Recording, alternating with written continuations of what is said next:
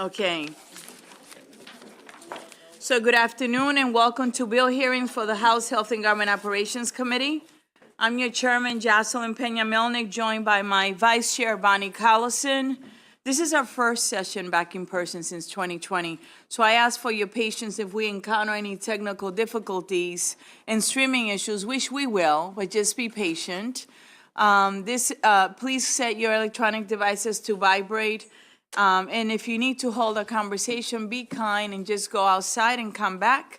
We're going to actually, I would like to remind you that there's no food or drink in the gallery. What happens sometimes is that people throw liquid and leave their garbage, and then staff has to clean it, and that's not their job. So please be kind and don't do that.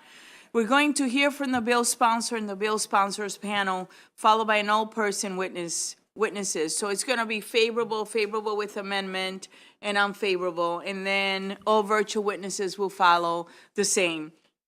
The bill sponsor is not limited, 5 minutes now, but please don't take it if you don't need to.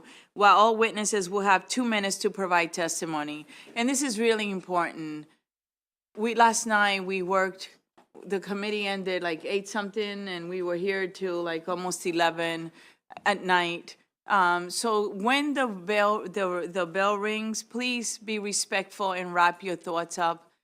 We read everything that you submit as well. The timer is displayed on the screen, and a sound will tell you when the time has expired. I'm not going to be rude and say this is it, but please just take a second to wrap your thoughts up.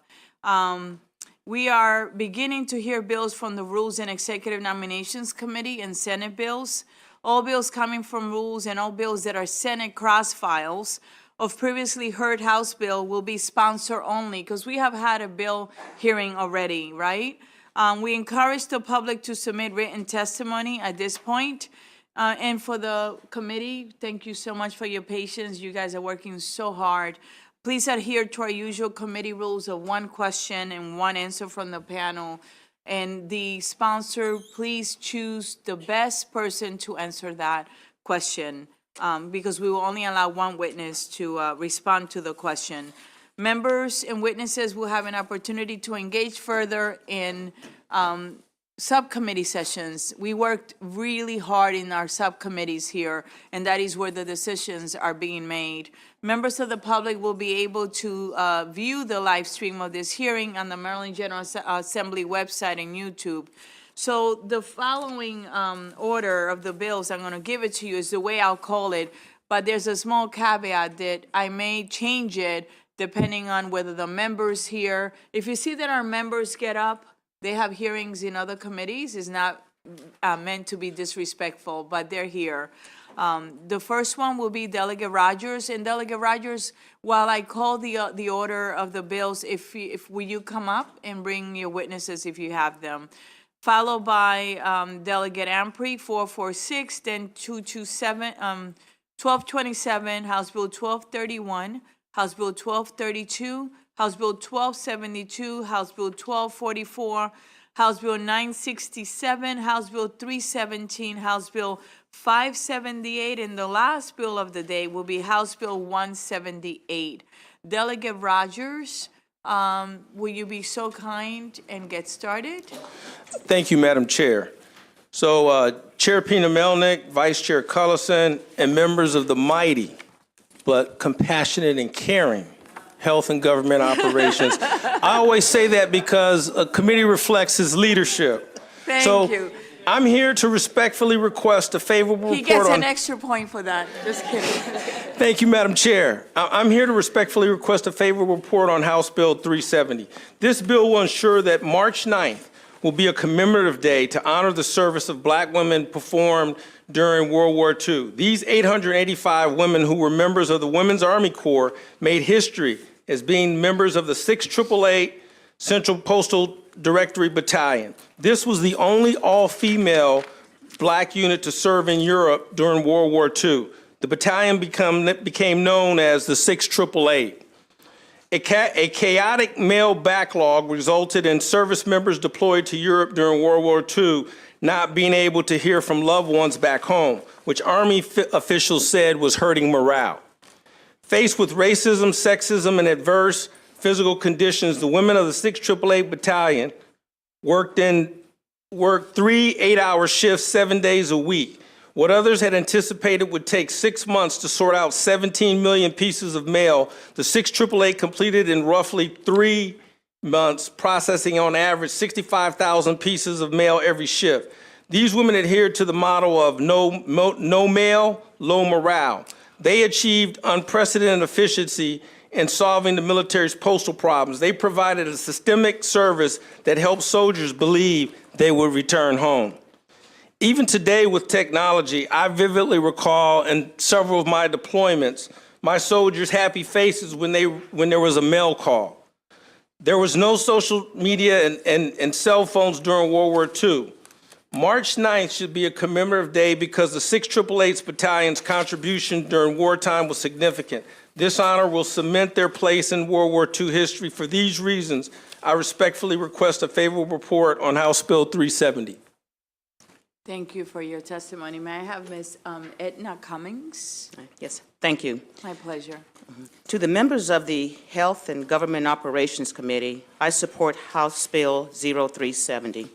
This bill ensures that March 9th will be a commemorative day to honor the service of the 19 Maryland veterans who served overseas during World War II and solved the Army's mail and morale problems. They were part of a segregated unit from the Women's Army Corps, the 6th AAA Central Postal Directorate Battalion, also known as the 6th AAA. Post-war, 3 additional members of the 6th AAA chose to make Maryland their home and are buried at Baltimore National Cemetery. These courageous women volunteered to serve their country in an era when their country did not serve them. One 6th AAA member, Vashti Murphy Matthews, was a daughter of Carl J. Murphy, co-publisher of Baltimore-based Afro newspaper. The Afro's reporting of World War II captured the 6th AAA history and those of other black troops whose history would have otherwise been lost. In 2022, the President of the United States enacted 2 pieces of legislation to bestow the highest civilian honors upon the 6th AAA, a Congressional Gold Medal and a post office renaming in Buffalo, New York, after Ms. Indiana Hunt Martin, who resided in Maryland upon her death. It is therefore appropriate and necessary for the state of Maryland to honor their legacy.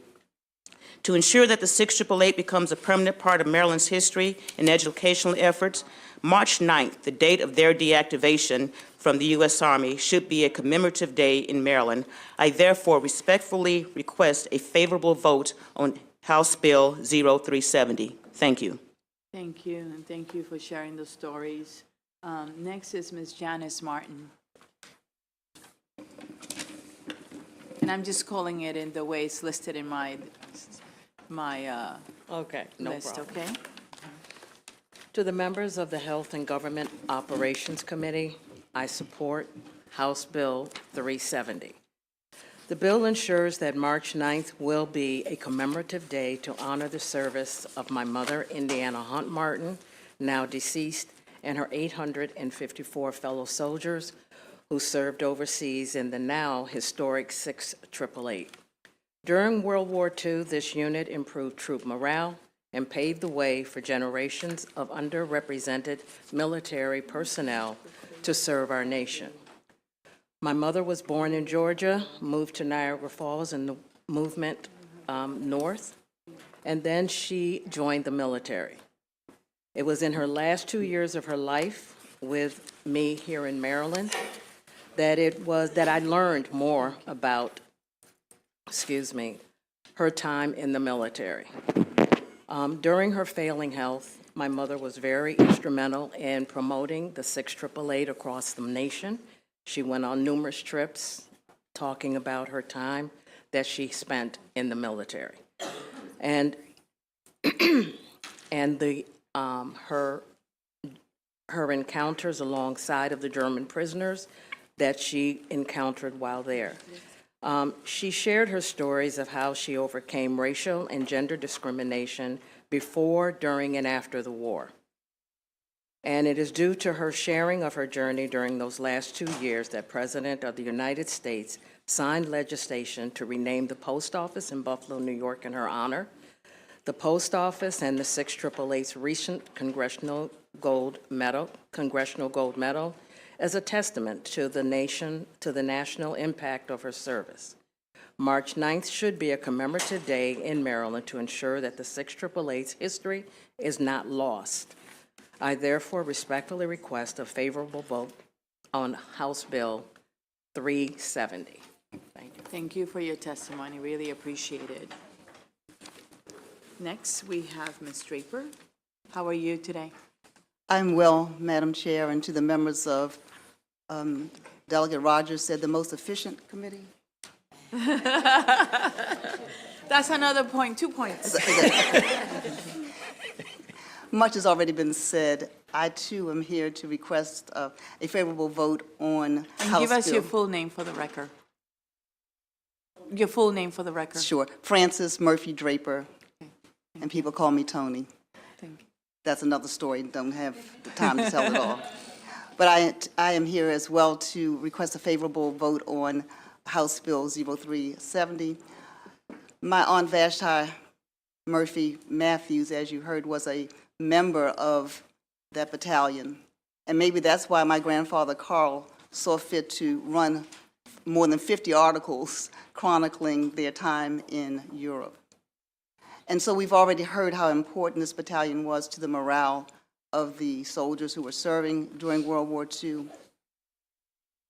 And I don't think we really understand the magnitude of what they did until we see pictures of the piles, thousands of letters just piled up for 2 years, I think, maybe more, where soldiers did not get any correspondence from home, therefore leading to very, very low morale, and hence what you've already heard, no mail, low morale. And so as a lifelong resident of Baltimore, Maryland, and you see in my testimony, the Afro is, I am CEO and publisher of the Afro. We are the oldest Black-owned business in Maryland. Proud to have had a family member serve in that battalion and many others to serve our country in the armed services. And so this is really an important commemorative day, that March 9th would be set aside, that every day Marylanders and others would be reminded of the service of these 800-plus women, all kinds of conditions, and make no mistake about it, they were soldiers. So I do seek your favorable vote.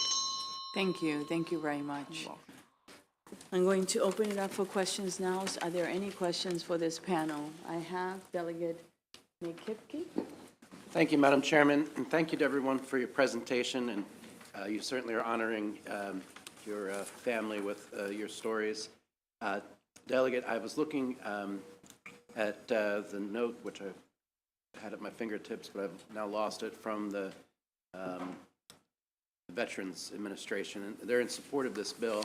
I'm just curious if you could help me better understand what is the, I've heard from the women on your panel, what's the Maryland, why obviously I didn't know about this, so I really enjoyed learning about this, but can you help me better understand the Maryland connection to this?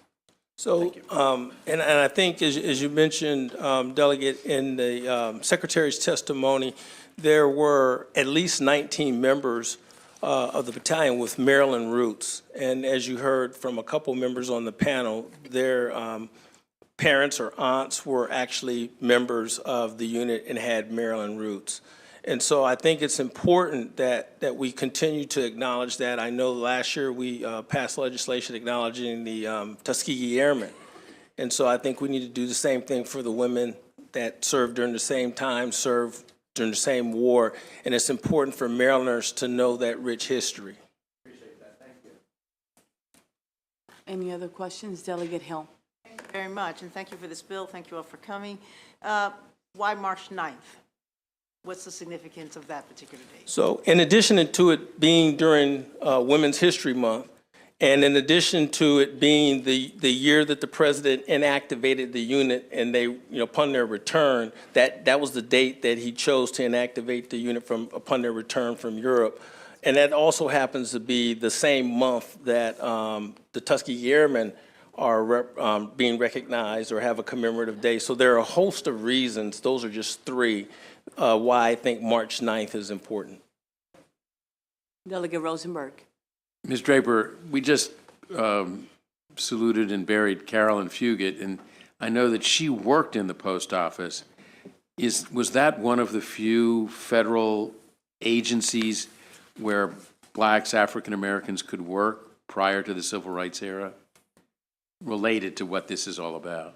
I'm not sure, Delegate Rosenberg, so. But just the irony of that's where she worked and that's what the folks were honoring in this legislation. So thank you. Delegate Lewis. Madam Chair. Thank you, Delegate Rogers, for the bill, and grateful to your panelists. I particularly want to highlight the honor it is to have one of the founding family of the Afro with us today. My question is, whoever's best to answer, did any women serving in the 688 Battalion lose their lives in service in World War II? Yes, 3 women lost their lives, not combat-related. And what's interesting, those 3 women are buried at Normandy American Cemetery.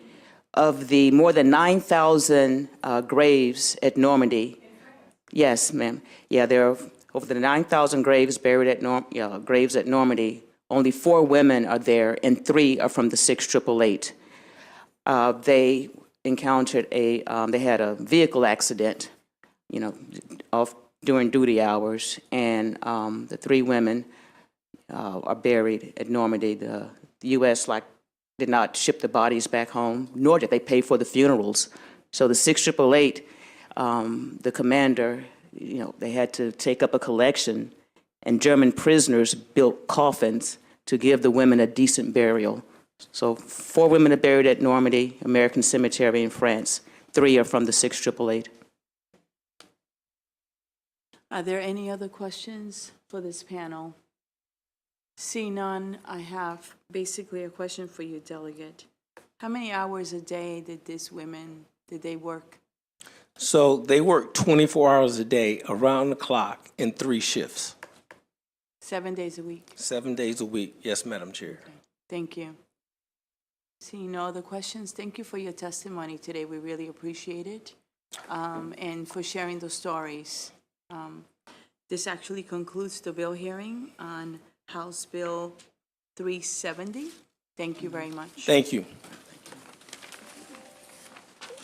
Next, we have Delegate Ampry, House Bill 446, Indigenous Peoples' Day, Rule of Interpretation and Replacement of Columbus Day. Good afternoon. Good afternoon, Madam Chair, Madam Vice Chair, members of the committee. It's good to be before you today. For the record, Delegate Marlon Ampry here in support of House Bill 446. And this bill has been before the committee a couple of times, if I'm not mistaken. And I just want to start off today's hearing with a quote, a quick quote. They willingly traded everything they owned. They were well built, with good bodies and handsome features. They do not bear arms and do not know them. For I showed them a sword, they took it by the edge and cut themselves out of ignorance. They have no iron, their spears are made of cane, they would make fine servants. With 50 men, we could subjugate them all and make them do whatever we want. That is a journal entry from Christopher Columbus, a person that we decide to honor the second Monday of every October. It's on record that Columbus not only murdered the indigenous people, he enslaved them, he raped them, and we continue to still honor him with a day. Although he's recognized as discovering America when he sailed from Spain to the Caribbean in 1492, the indigenous lived in this land for years beyond that.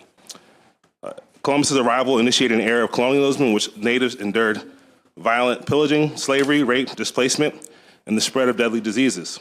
Columbus is on record of kidnapping and raping women, and then enslaved thousands on the island of Hispaniola that now makes up Haiti and the Dominican Republic. So what this bill is simply asking is that we move away from honoring Columbus Day and move towards honoring the indigenous people. I think that it's important that on this day, instead of honoring a man who literally started colonialism here in America, that we honor the original tribes here, the Piscataway, the Aztec, the Nanticoke, the Choptank, and many more that deserve to be honored instead of Columbus. Rather than glorifying this era, Maryland should join the 17 states in the District of Columbia in acknowledging the harm and trauma caused by colonization and honoring the history and culture of the indigenous people. While we cannot change history, we can take the steps necessary to recognize this population's resilience in order to build a more equitable society. And while I do understand that Columbus Day has more than just one meaning, I know that members of the Italian American community also use this day to honor their heritage. And I'd be more than glad to work with the committee this year or in the future on ensuring that we find a way to honor that heritage as well. With that said, I ask for a favorable report on House Bill 446. Thank you, Delegate. Are there any questions for the delegate? Vice Chair Collison. Thank you, Madam Chair. Thank you, Delegate, for the bill. Are there any other states that have done this? Yes, 17 states in the District of Columbia, and my home of Baltimore City, we also honor it as Indigenous Peoples Day. Okay, great. Thank you very much. Delegate Taveras. No, thank you. Hold on, let me hear you better. So thank you so much for this bill. Thank you, Madam Chair. But while I 100% agree with you, didn't Julian Ivey pass that bill about a couple of years ago? Or he introduced? I know he introduced it. Yeah, the bill's been introduced a couple of times, and we haven't passed it yet. Keyword there is yet. So let's let this year be the year. You know? All right. Let's get it done. Okay. Any other questions? Seeing none, thank you, Delegate. Thank you so much. We have one unfavorable testimony, and that's from Vince McAvoy. Is he online? He's not? Thank you. All right, thank you. Thank you. This actually completes and concludes the bill hearing on House Bill 446. Next, we have Delegate Long, Overdose Awareness Day, House Bill 317. Delegate Long, are you here? No? All right, let's go with the Maryland Department of Health, House Bill 1227. Prescription drug monitoring program, dispensers, veterinarians, oral testimony. Okay. This is the bill that I actually put in for the governor, I think. Go ahead.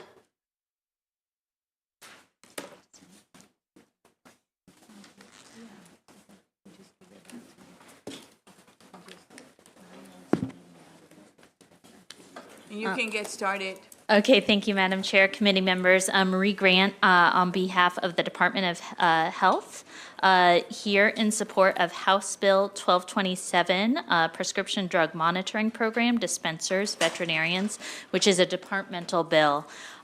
This bill, so first of all, I am joined by my colleagues, Anna Lazaridis and Sarah Roberson from our Prescription Drug Monitoring Program, or PDMP, as we say with shorthand, who are available to answer any questions you may have. The mission of the PDMP is to assist prescribers, pharmacists, and public health professionals in the identification and prevention of prescription drug abuse and unlawful prescription drug diversion. And the PDMP is a longstanding tool that we have at the Department of Health for clinical care coordination to reduce drug-related overdoses amidst the opioid epidemic. And this bill would close a loophole that exists today for veterinarians who are dispensing controlled dangerous substances. Currently, they are not required to report to the PDMP, and this would change that and close that loophole. This would align veterinarians with every other dispenser of CDS in the state, and also aligns the state with PDMPs in 16 other states in the District of Columbia that require veterinarians to report dispensing of CDS. So we do recognize, I believe you have a letter in your file from the Maryland Veterinary Association expressing some concern about the timeline and wanting a little bit of time to come into compliance with the bill. Our folks did have a really good discussion with them, I think, on Friday. Friday evening, and we're happy to continue discussing with them on what might make sense in terms of timeline for implementation. But with that, we urge a favorable report and happy to answer any questions. Okay. So I know you're here for questions, if there are questions, correct? All right. Are there any questions? Vice Chair Collison? Oh, thank you, Madam Chair. Can't stay away. We're glad you're here. Are veterinarians connected to the platform to the PDMP platform currently? Or is that their hesitation, they need to get the electronic connections up and running? And if that's the case, what kind of a time frame are we considering and what is under discussion? Sure, go ahead. They're not currently connected to the platform, and the platform is free. There are 2 ways to report, either manually or through Office software to upload automatically. And we have expressed a willingness to collaborate and be in partnership with the Veterinary Board and the Veterinary Association on timeline. Thank you very much. Thank you. Delegate Kipke. Thank you, Madam Chairman. Pleasure. Have there been, my veterinarian told me that they have situations where they believe people injure their animals to get the pain medicine. And so she reports, yes. Have there been any reports, or is there any, I know we have a tip line for things like this. Is there any, does the state have any information as it relates to how big of a problem this is? I know that there have been instances, but we're not able to speak on the number of instances where that happens, but we can collaborate with another office and find out that information for you, the number of people that have called. Any other questions? Delegate Shalega. Thank you, Madam Chair. Thank you for your comments that you're working with the Veterinary Association. Do you have their testimony, or do you need us to give you a copy of that? We have it. You have it, okay, because I do notice they say that, that we have made it clear to MDH our intent as an association on behalf of our members to insist in coming up with a solution to incorporate veterinary reporting, but they have some very valid points that they make in here about being able to comply with this. So I hope that you'll work with them going forward. Yes. Thank you. Delegate Hill. Thank you. I'm sorry. I'm reading the bill, and I'm trying to look up the statute, and I'm just wondering, it'll be easier for you. Could you all just send to us the bottom of page 4 and 5? What's written is taken out of context, and I would just appreciate, and I'm trying to look it up and I can't find it, if someone could just send to us. There's nothing to speak to. But the bottom of page 4, 21-2A-06, there's something missing, and this is where you're doing something, and I have no idea reading this what you're doing. So I just would like and I'm trying to look it up online, and I can't find it. Okay? We'll All get right, that to you. thank Thanks, Delegate Hill. Any other questions? Seeing none, thank you very much. If you could please have a meeting with them. Yeah. And compromise on the language. Make sure you seek the amendment and give it to council, please. Okay. Okay? Thank you, Madam Chair. Thank you so We much. will. Appreciate it. And this actually concludes the bill hearing on House Bill 1227. Next, let's call Delegate Lone again. Is he here? Okay, wonderful. And that is House Bill 317, Delegate Lone, Overdose Awareness Day. Welcome and good afternoon. Thank you, Madam Chair, for my first time being here in this committee for my first bill. Welcome. Thank Hopefully you. you'll have a good experience. Yes, ma'am. For the record, I'm Delegate Jeffrey Elong Jr. Thank you, Madam Chair and members of the wonderful HGO Health and Government Operations Committee. My name is Delegate Jeffrey Long Jr., as forestated, and I am honored to present this bill, HB 317, which is also a cross-file in the Senate, which seeks to establish August 31st as Overdose Awareness Day in Maryland. And I want to just pause and also let you know we have been in constant contact with the new Special Secretary of Overdose Awareness and Opioid Response, Special Secretary Emily Keller. This bill is essential to raising awareness and promoting public education on the dangers of substance abuse and drug overdose in our state. As we all know, the opioid epidemic has devastated communities across our state and the country. This epidemic has particularly hard hit Maryland. The COVID-19 pandemic has further exacerbated this crisis with social isolation and economic instability contributing to increased substance abuse and overdose rates. For the record, as a result of the pandemic, we saw fatal overdose deaths spike by 17.7% from 2,379 to 2,799 deaths a year, with all this being reported by the Maryland Department of Health. Establishing August 31st as Overdose Awareness Day would allow us to recognize and remember those we have lost to drug overdose and educate the public about the dangers of substance abuse and the resources available for those struggling with addiction. This day will also remind us of the importance of taking action to prevent further overdose deaths in our communities.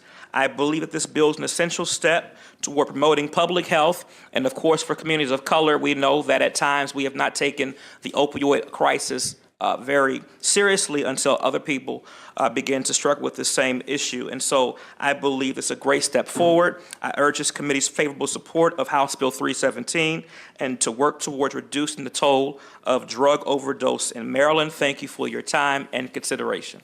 Thank you for your testimony. You have a panel in CCOC. Is she here? I don't see her here. Thank you. Are there any questions for the delegate? There are questions, right? It's his first time. Yeah, let's go. We all have questions for you. Madam Chair, if I can briefly say, this bill has no fiscal note. Okay. There is a question, a real question, though. Delegate Kipke. Thank you, Madam Chair, and welcome to the committee. Thank you. I'm curious, and forgive me if you said it, but I don't think I heard it. Why did you pick the day? Like, what's the significance of that? I did not pick the day. I've been in constant contact with the senator's office, and so this is also a reintroduction from previous years. And What's so the significance of the day that was selected? I can get that answer to you. Thank you. Thank you. Okay. Are there any other questions? From seeing none? Thank you so much for being here. And if you could get the answer and send it to the whole committee, okay? I will. Thank you, Madam Chair. Thank you. Great job. Thank you. Thanks. So next, this will conclude the bill hearing on House Bill 317. Now we're going to go to, I see Delegate Rosenberg, 1231. You only have one witness? Wonderful. Maryland Department of Health Work Group to study the establishment of an affordable assisted living enhanced care program. I'm going to call Delegate Attar after him. Okay. Delegate Attar, I'm going to call you after Delegate Rosenberg, okay? Thank you, Madam Chair. You have a lot of friends here that are looking out for you. Delegate Rosenberg, House Bill 1231. Thank you, Madam Chair. Sandy Rosenberg for the record. This bill is consistent with the basic, really what's been at the heart of what this committee has done this session and in prior sessions, that is equity in our provision of health care.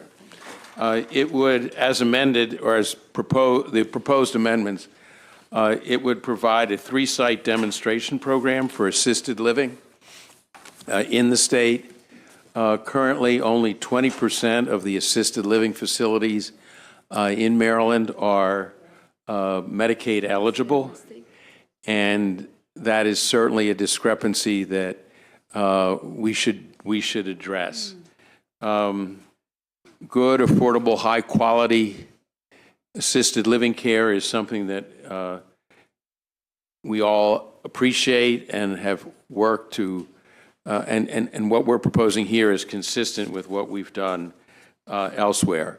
In the long term, what is expected is that low-income housing tax credits would be used to build these facilities, and that is a federal tax credit.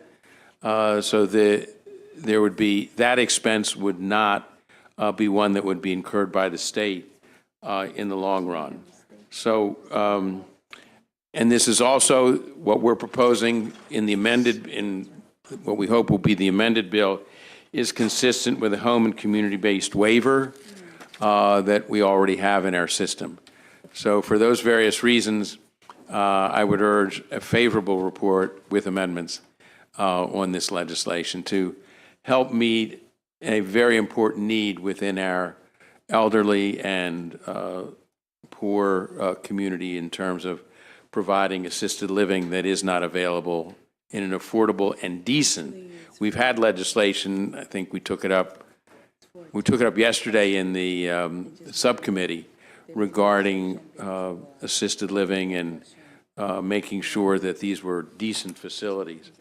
And this is a way to, another way to achieve that goal. So thank you very much. Thank you, and I know that this came out of rules, so it's supposed to be sponsor only, but I know your witness was here to explain something technical, so go ahead. Thank you, Madam Chair.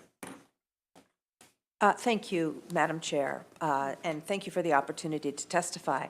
My name is Claudia Schlossberg. I am a consultant. I have over 35 years of experience in the Medicaid program, focused on leveraging Medicaid to serve vulnerable adults, including 4.5 years as Medicaid director in Washington, D.C.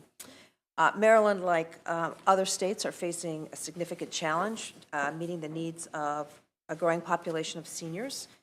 Yet today, as you know, the waiting list for home and community-based services, and I would say many seniors in Maryland are also very low income, but today your waiting list for home and community-based services is over 26,000 individuals. While I know there are measures that are being taken to manage the waiting list and try to address these issues, my experience is that the only truly way to reduce the number of people on the waiting list is to create more capacity in the community. The Affordable Assisted Living Enhanced Care Demonstration, which is the amendment to the bill, would establish a demonstration that would do just that. The bill leverages Medicaid funding that is available to pay for services to secure private investors to create Class A assisted living communities for low-income seniors using non-public dollars. These communities offer private apartments and other services and amenities to ensure compliance with federal rules, for example, the settings rule, and are designed to mitigate breakdowns in care and continuity that lead to avoidable, costly hospital admissions while reducing reliance on inpatient and, skilled nursing home beds. This legislation also ties reimbursement for services to a percent of the cost of nursing home care, thereby ensuring cost effectiveness, which is a federal requirement. In my testimony, I note 2 examples. For example, Illinois, which has the largest of such programs. They have over 154 operating sites with over 12,000 units. I'll just wrap up by saying in D.C., where we started a similar program a couple of years ago, we've greatly increased capacity, housing options for seniors who need services, as well as making it possible to move people from nursing homes and serve more of our homeless population. I'm hoping to answer any questions that you may have. Thank you again for the opportunity to testify. And thank you for being here. We really appreciate it. We're going to open it up for questions now. Are there any questions for Delegate Rosenberg and his panel? Delegate Lewis? Thank you, Madam Chair. Thank you so much, Delegate Rosenberg. Thank you, Ms. Schlossberg. One of the things we've talked a lot about this session is the healthcare workforce shortage. Yes. And I'm just curious what you're thinking in terms of strategy in terms of increasing capacity in the assisted living space. So this is a problem that affects many jurisdictions in Washington, D.C. as well. One thing we know is that in assisted living, it's you have a more effective deployment of staff, so you can serve more people with fewer staff who are there, but you also are providing 24-hour coverage. So it's actually a more cost-effective way in terms of deploying staff. Plus, because of the reimbursement methodology, staff are actually paid a little bit more in these facilities. I'm sorry, Madam Chair. The cadre of staff, we're talking about personal care workers, home care workers, or qualified nurses? Yes, so there is nursing staff on site, usually during the day, or there is 24 hours presence in the building. A lot of the staff are personal care aides, or some states will use certified nursing assistants, essentially direct care workers, plus activity staff, dietary. These communities are generally larger. The assisted living in Maryland is often, at least in the Medicaid side, is very small, like under 10-bed, small homes. These are actually more like 80 to 150 beds, and so because of the size, they're able to staff in a much more, more effective way. Thank you. To meet Thank you, needs. Madam Chair. My pleasure. Delegate Gazzoni.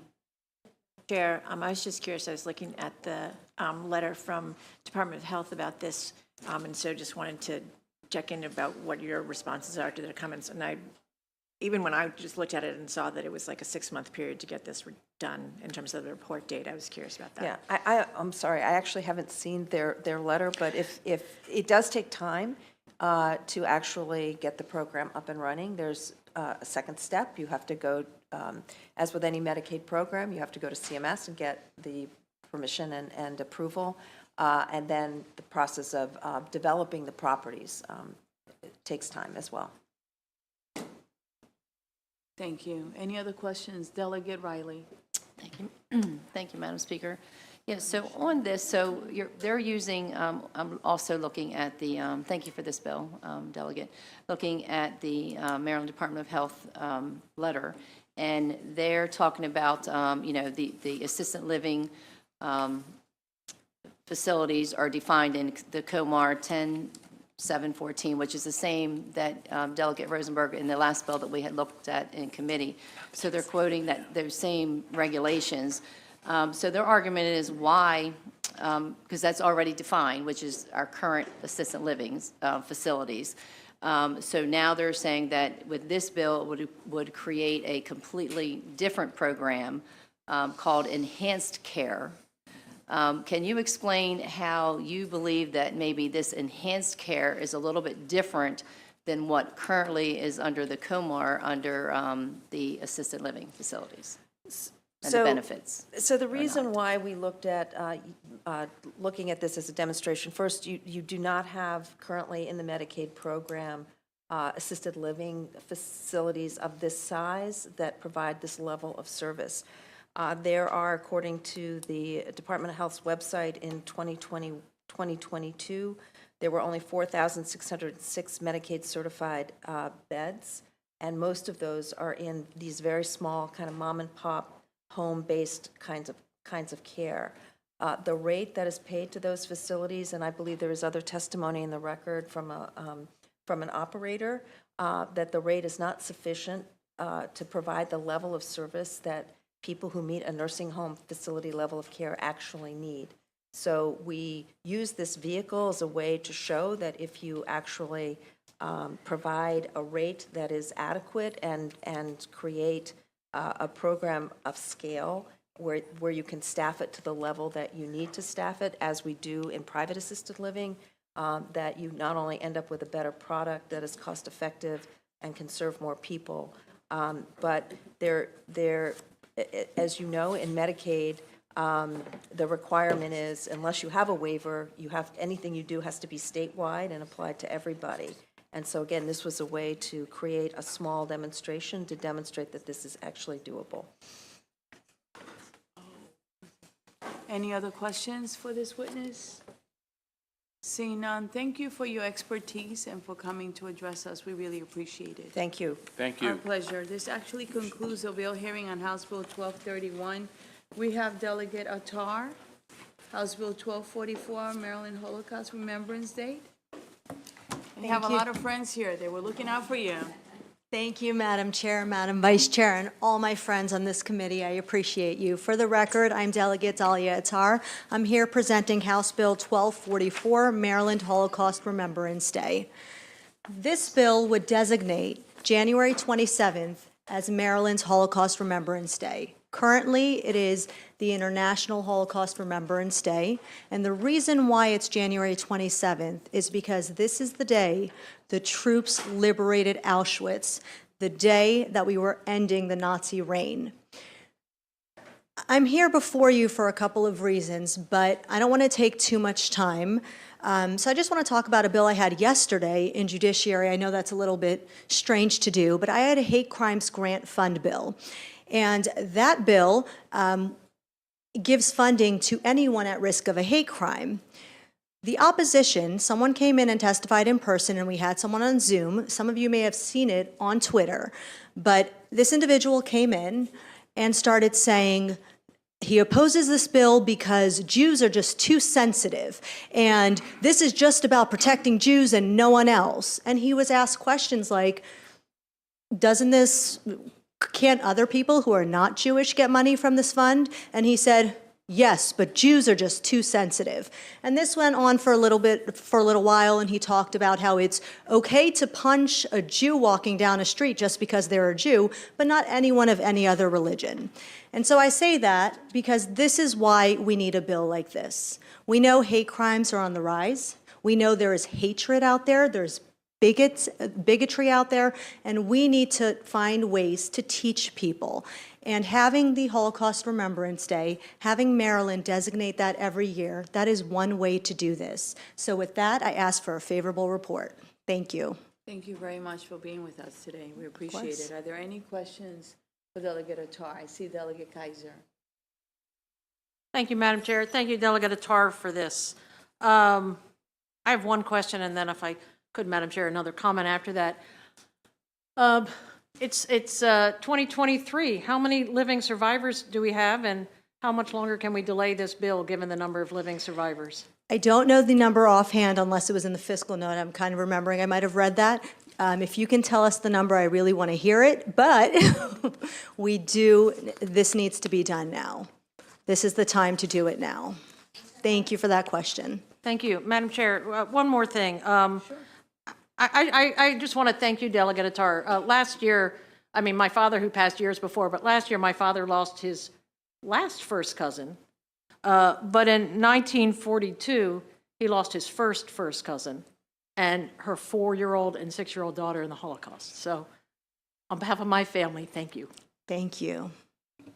Thank you. Any other questions? Seeing none, oh yes, Delegate Lewis. My pleasure.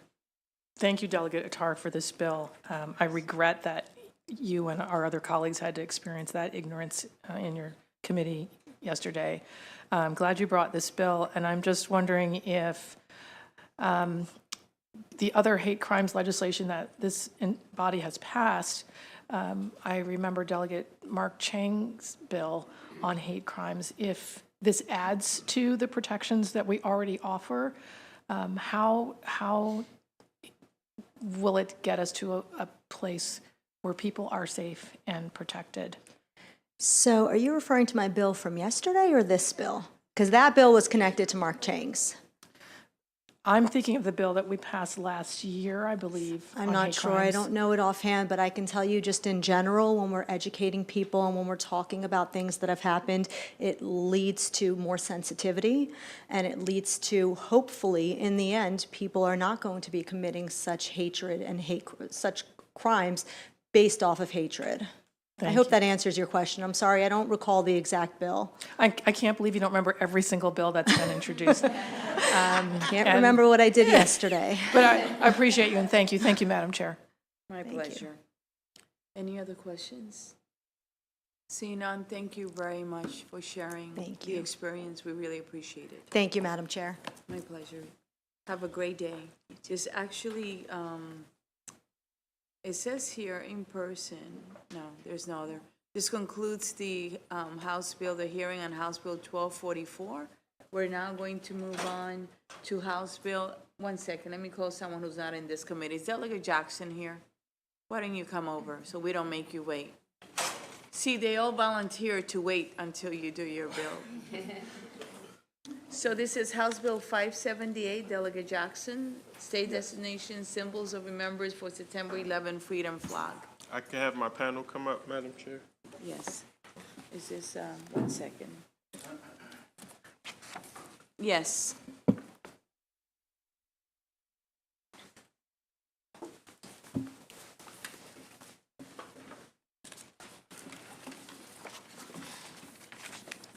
So on your panel, you have John Riley, Clarence Singleton, Charles Ritz, and Michelle Cotton. Yes. All right? And you can get started. Okay.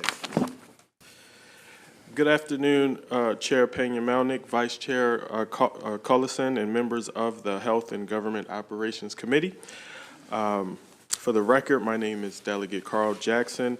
I am here in support of HB 578, which would designate the freedom flag as the state symbol of remembrance for the terrorist attacks on September the 11th, 2001. I want to begin by saying this bill has absolutely no fiscal note. You will hear today from my panel about the specific aspects of the freedom flag, which is here behind me, and what they represent.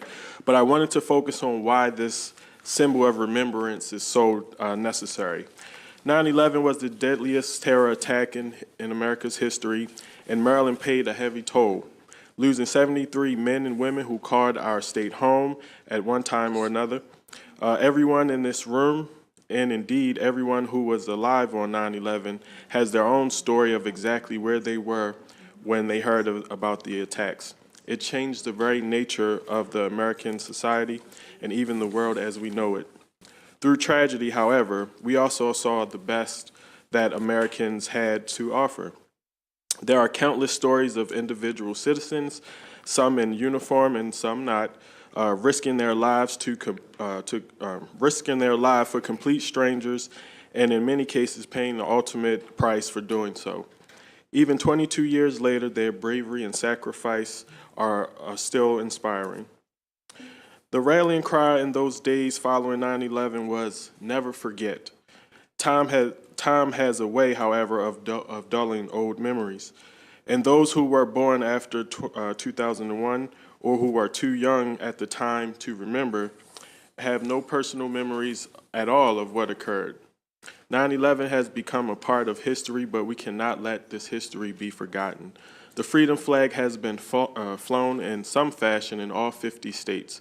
It was even flown here in Maryland for the first time in 2002 at the Maryland State Police Barracks in Bel Air, Maryland. As of today, the freedom flag has been designated as the official symbol of remembrance for the 9/11 attacks in the states of Virginia, Oklahoma, and Delaware, and is currently moving through the legislatures in Minnesota and Kentucky as well. I would like to see Maryland join these states in honoring these deeds of the heroes of 9/11, as well as in mourning those who were lost. HB 578 seeks to ensure that we, as Marylanders and as Americans, live up to the words "never forget." I respectfully urge a favorable vote. Thank you. Thank you for your testimony. May I have John Riley? Good afternoon, Madam Chair Pena-Melnick, Vice Chair Cullison, and members of the Health and Government Operations Committee. My name is John Riley. I reside in Virginia, and I'm president of the All-Volunteer Freedom Flag Foundation. And I'm representing our support for House Bill 578 to see this freedom flag become Maryland's official symbol of remembrance for 9/11. And we thank Delegate Jackson for his sponsorship today. The flag's designer, Richard Melito, is holding it behind me. This special symbol and its meaning, which have been included in your testimony, consists of 4 red stripes representing the attacks, the Pentagon, the Twin Towers, Flight 93. I lost one of my best friends in the Twin Towers, which is my connection. The 3 white stripes represent the fire, police, and rescue, our heroes. The 5 white bars, the organized protection of our freedom, not just the Pentagon, but all who are defending us around the country, around the world, 24/7. The blue background is all of us, all Americans united for freedom, how we felt. Rarely in America have we ever felt so connected and united. And so on that single deadliest terrorist attack of September 11th, 2001, the single deadliest attack in world history with 2,977 lives lost, including citizens from 90 nations, including 184 in our native Virginia, where the Freedom Flag Foundation is headquartered, and 73 Marylanders. In 2018, by unanimous vote, Virginia became the first to adopt this symbol, the first official codified flag of remembrance in our country. Oklahoma and Delaware joined, and would you believe now is the time? 1.5 million Marylanders have been born since 9/11. We believe now's the time to adopt this symbol, and on behalf of the Freedom Flag Foundation, I would humbly request the committee's support to report House Bill 578. Thank you.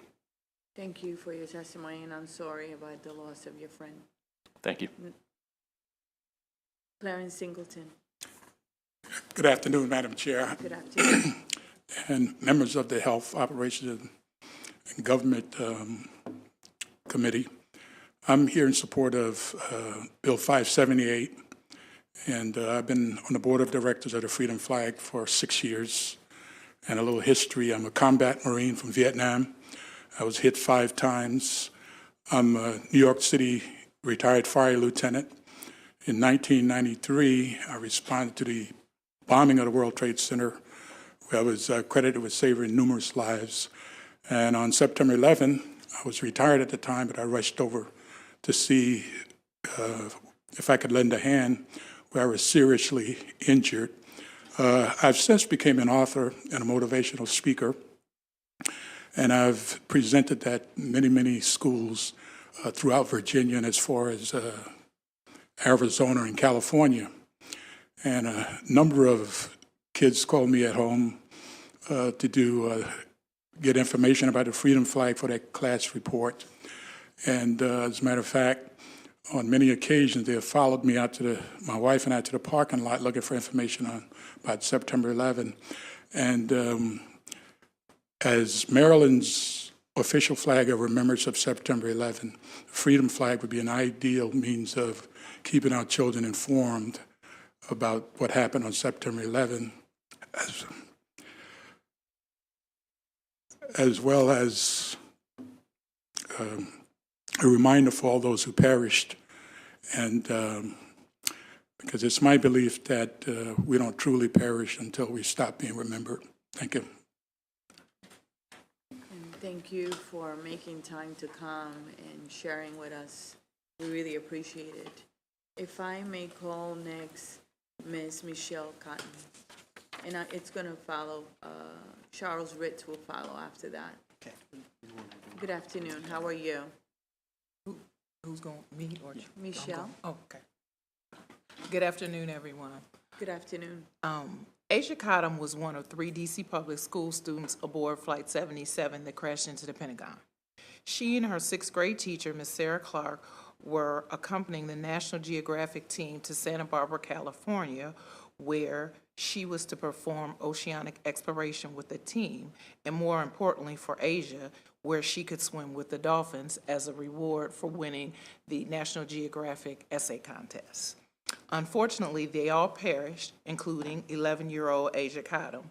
But with proceeds received from around the world, her parents started a memorial scholarship fund in her honor for STEM students, given Asia's love for science and the fact that she wanted to be a pediatrician.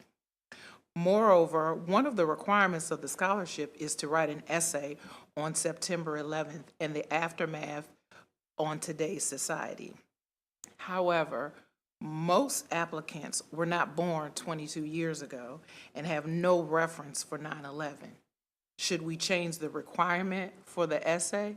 No, I don't think so.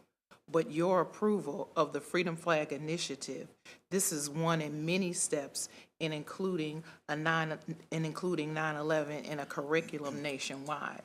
Subsequently, the ASC Fund, we are working with the Biden administration on ways to make 9/11 a national holiday, and the National Freedom Flag adopted by Maryland and all 50 states would be monumental in moving that national initiative forward. Thank you so much for the opportunity to share with you today. Again, my name is Dr. Michelle Cottom. My husband, Mr. Clifton Cottom, is seated in the back, and we are Asia's parents. Thank you. Thank you for your testimony, and she's very proud of you today, and I'm very sorry about your loss. Thank you. We have Charles Ritz. Yes, good afternoon. My name is Chuck Ritz, founder of the Hope and Peace Foundation here in Maryland.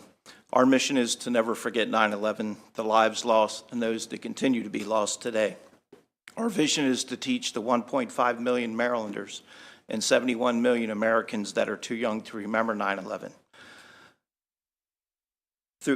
What we're trying to teach is of our loss and of the best of humanity that we witnessed on our darkest day 22 years ago. On the 15th anniversary of 9/11, we unveiled Maryland's 9/11 only traveling memorial in the state that remembers the 73 citizens and the 158 of our sons and daughters who have made the ultimate sacrifice on the battlefields of war since 9/11. In the past 6 years, we have presented the rolling memorial at over 150 events throughout the state. We have met hundreds of family members and friends and comrades of those who perished. In seeing the memorial for the first time, they shed tears, tell stories of lives well lived, and thank us for keeping the promise to never forget 9/11 and their loved ones. Today, we are in favor of House Bill 578. The freedom flag is a symbol of loss, remembrance, hope, and survival. It is also a reminder to the next generation of the heroism, compassion, unity, and patriotism that we embraced 22 years ago. As Maryland's official 9/11 flag of remembrance, the freedom flag will not only remember Maryland's 73 lost souls, but all 2,977 lives we lost on 9/11. Thank you for allowing us today to be here for the voice for those who lost theirs. On the morning of September 11th, 2001, Catonsville native Liz Wayno was aboard Flight 93. On the phone with her mother at 9:58 a.m., Liz told her mother, "I have to go, we're about to do something." She said goodbye, and I love you. At 10:03 a.m., the battle cry of the 40 heroes of Flight 93 said, "Let's roll." Today I say, let's roll and make the freedom flag our Maryland's flag of remembrance. Thank you. Thank you, and thank you for sharing your story and for being here today. I know it's not easy, and I want you to know that the committee appreciates it. I'm going to open it up for questions now. Are there any questions from the committee? Delegate Hill. Thank you. So first, let me express my sympathies for your loss. I certainly knew Sarah Clark and her fiance, John Wesley. And appreciate the work that you all have been doing through the Freedom Flag Foundation. Can you just answer someone who owns the copyright on the flag and who receives the proceeds from the sales of the flag, or are those donated to some other organization? So we're a nonprofit. The copyright resides with the foundation, and all proceeds are plowed back into educating, remembering, and events that we administer to the public. So there's no profit taken. Thank you. Any other questions? Seeing none, thank you so much again for being here. We really appreciate it, okay? Thank you. Our pleasure. This actually concludes the bill hearing on House Bill 578. And for Delegate Resnick, we're going to give him a gift because his bill was last because it has a lot of witnesses, but we're going to call you as a parting gift. Oh, I don't know, but you need to bring samples, they said. House Bill 178, Delegate Resnick, State Destination, State Spirit, Maryland Ride. Thank you, Madam Chair, Delegate Kipke, and all. Thank you very much.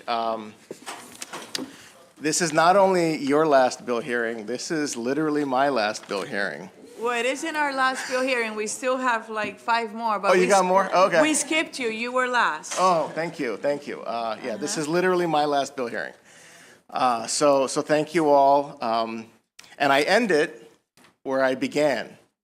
So as you all know, or many of you know, this is the committee that I started on and spent 8 years with, which is why I will say that bringing a state symbol bill, I am very cautious about, because I understand.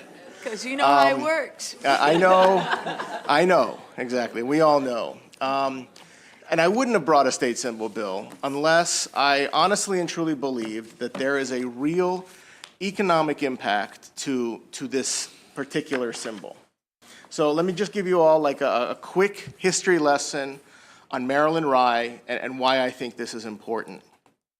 So prior to Prohibition, Maryland was the third largest distilling state in the country, behind Kentucky and Pennsylvania. It was Kentucky, Pennsylvania, us, and then Prohibition hit, and most of our distilleries, actually all of our distilleries, shut down. In fact, for those of you that might be bourbon drinkers, you might be familiar with a particular distillery called Basil Hayden.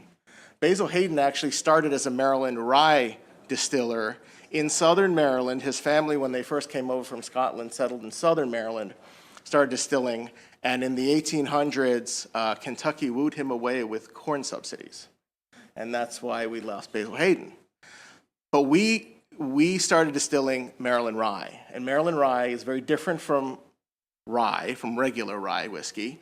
It is a unique and in my personal opinion, a very tasty particular recipe.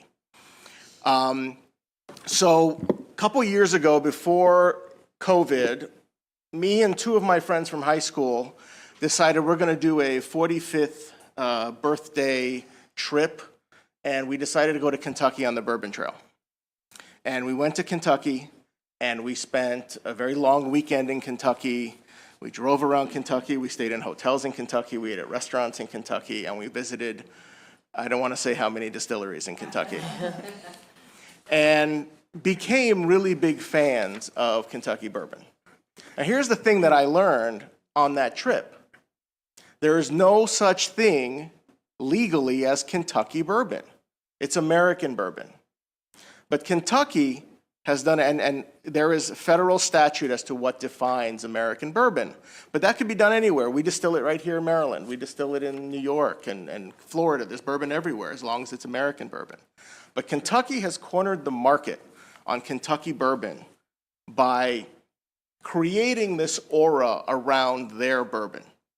They have the Bourbon Trail, which is what my friends and I went on. They market their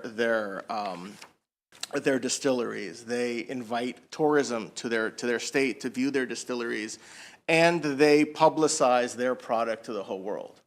So becoming a whiskey fan after that trip, I started doing some research and came across, in Kentucky, Pikesville rye. And I said to myself, well, that can't be the same thing. In fact, it was. Before Prohibition, there was a distillery in Pikesville, Maryland that produced Pikesville rye. It is currently being distilled at Heaven Hills Distillery in Kentucky. And then I found gunpowder rye. And I said, wait a minute, that can't be ours. Turns out there was a distiller prior to Prohibition on the Gunpowder River in Maryland. His family has since moved to Maine. They opened a New England distillery, and they are producing gunpowder rye. I have found Maryland rye in 6 different states, not Maryland. Now, I treat Maryland rye, not produced in Maryland, the same way I treat Maryland-style crab cakes on a restaurant menu outside of Maryland. But it is a real thing, and it is something that is part of our history and our heritage, and something that we need to wrap ourselves around for the benefits of economy and tourism and business. Now, the people that are going to be testifying with me today that are at this panel and the second panel following, these are leaders in the distillery industry. They're leaders in our tourism industry and our commerce industry and our agriculture industry. These are folks that are working together to produce and market Maryland rye. And we as a state have also done things to benefit this industry. For example, we currently have a fund out of the Department of Commerce to help market our distillery industry. The Maryland Distillers Guild, the trade association for the distillers in the state, are working on our version of the Bourbon Trail. They're working on a Maryland distillery passport that would encourage people to come here and do what I did, which is stay in our hotels, eat at our restaurants, and buy our liquor to take home to them and let their friends try it. Now, of the three of us, we all became really big whiskey fans. One of us, not me, went a little crazy. He now has over 150 whiskey bottles, mostly bourbon, at his home in Florida. He holds tastings for himself and his friends on a weekly basis, and he has become a connoisseur that markets what he learned in Kentucky when we took this trip back home to his friends and family and acquaintances in Florida. That is what I would like to do with this bill. By making Maryland Rye our official state spirit, we will be able to wrap ourselves around this product and use the tools and resources through the Department of Commerce, through the Department of Agriculture, and through our private sector partners to really market this product. So with that, I'd like to turn it over to my panel. Happy to answer any questions. If you ask me about making whiskey, we will be here for hours, so please don't. But I am asking you all to vote favorably on this bill, if for any other reason, as a parting gift to me. Thank you. Thank you very much, Delegate Resnick. It is an honor to have such an enthusiastic and well-researched sponsor of a bill. Madam Chair, Madam Vice Chair, members of HGO, for the record, my name is Camille Fesh, and I'm here on behalf of the Maryland Distillers Guild in enthusiastic support of HB 178 for all the reasons just stated by the delegate. We've got a great group of Marylanders testifying today. Each one will speak to a different aspect of the bill, the historical, the cultural, the economic, and the tourism aspects. So we're really excited for you. First up, we have asked our awesome law clerk here, who is a law student, Haley Cassidy, to testify on this matter. And this is her first time testifying before the legislature. So I encourage you to ask her any and all questions you can think of. Again, if you have any and all questions, please direct them to Haley. Haley? Good afternoon, and thank you, Camille, for that wonderful introduction. Thank you to Madam Chair and Madam Vice Chair and the committee members for allowing me to testify today for this bill. For the record, my name is Haley Cassidy. I am the law clerk for Rifkin Wiener Livingston, and I strongly support this bill. This bill is not another state designation bill. Maryland Rye whiskey has economical, historical, and cultural significance unique to Maryland, dating back to before the 1800s. Its modern resurgence and popularity is because of the hardworking Maryland distillers, some of which are here today. And they will speak on Maryland Rye whiskey's prevalence in Maryland's historical and cultural and current culture. As previously mentioned, the General Assembly passed the Maryland Alcohol Manufacturing Promotion Fund to create and expand the state's distilleries, breweries, and wineries. Recognizing Maryland Rye whiskey as the state spirit can amplify the impact of those funds by further instilling this body's confidence in and support of local distillers. We have something special here in Maryland called Maryland Pride. Naming some entity to be a state designation in Maryland is not taken lightly. Marylanders love Maryland, and naming Maryland Rye whiskey as the state spirit will cause Marylanders to become overly devoted to and supportive of their Maryland Rye whiskey. Just as Kentucky has its Bourbon Trail, Maryland has the Maryland Spirit Trail. Except we're Maryland, and by instilling our Maryland pride and devotion to our distillers, our state spirit, Maryland Rye whiskey, will promote tourism, sales, and resulting productivity. This bill is not just a state designation, but a promise for economic growth in an ever-growing industry, with Maryland Rye whiskey being a part of that industry since the beginning. So, in conclusion, the historical, economic, and cultural significance that Maryland Rye whiskey has to this state deserves state recognition. Thank you. Thank you. You did very well. Thank you. Brian Tracy. Well, that was really well said. I follow feel like you may that. have stole my notes, so I'm going to just wing it now. That was really well done. So, Madam Chair, members of the committee, my name is Brian Tracy, President of Sagamore Spirit and President of the Maryland Distillers Guild. we really do have something here that's very authentic and very real, and that goes back and does have a rich history of distilling in this country. And, you know, kind of fast forward again to 1910, we have 44 distilleries, all making rye whiskey, 21 in downtown Baltimore. We kept making through Prohibition. And if you walk across the street in the first floor of the Senate, there are 8 glass displays over there that talk about industries that built our great state. 2 of the 8 cases are dedicated to rye whiskey. So you even have it down here in the Capitol. It's incredible. And, you know, the fact that the last distillery closed its doors in 1982, sold that name off to Heaven Hill Pikeville Rye, and that all these distilleries around the country see the value in our name. But yet nobody for decades in the state of Maryland was actually making this product. But thanks to folks like 10th Ward, Baltimore Spirits Company, and other distilleries, we're making a comeback, and we really need to claim what is ours. For every 1 job we create at a distillery, we create 1.78 jobs outside of a distillery. And to kind of give you an idea too, in 2022, the Kentucky Bourbon Trail had 1.4 million visitors a year. I-95 sees 24 million cars a year go through the Fort McHenry Tunnel. We could absolutely crush those numbers and really build an economic like industry that could last generations and generations here. And it benefits everybody from hotels, restaurants, wholesalers, retailers, to our farmers. Just to kind of give you an idea, just over the last couple of years, a lot of our farms are looking for new businesses. And nobody was just growing rye. And last year, we harvested over 1 million pounds of Maryland Grow rye just for Sagamore on 4 different farms.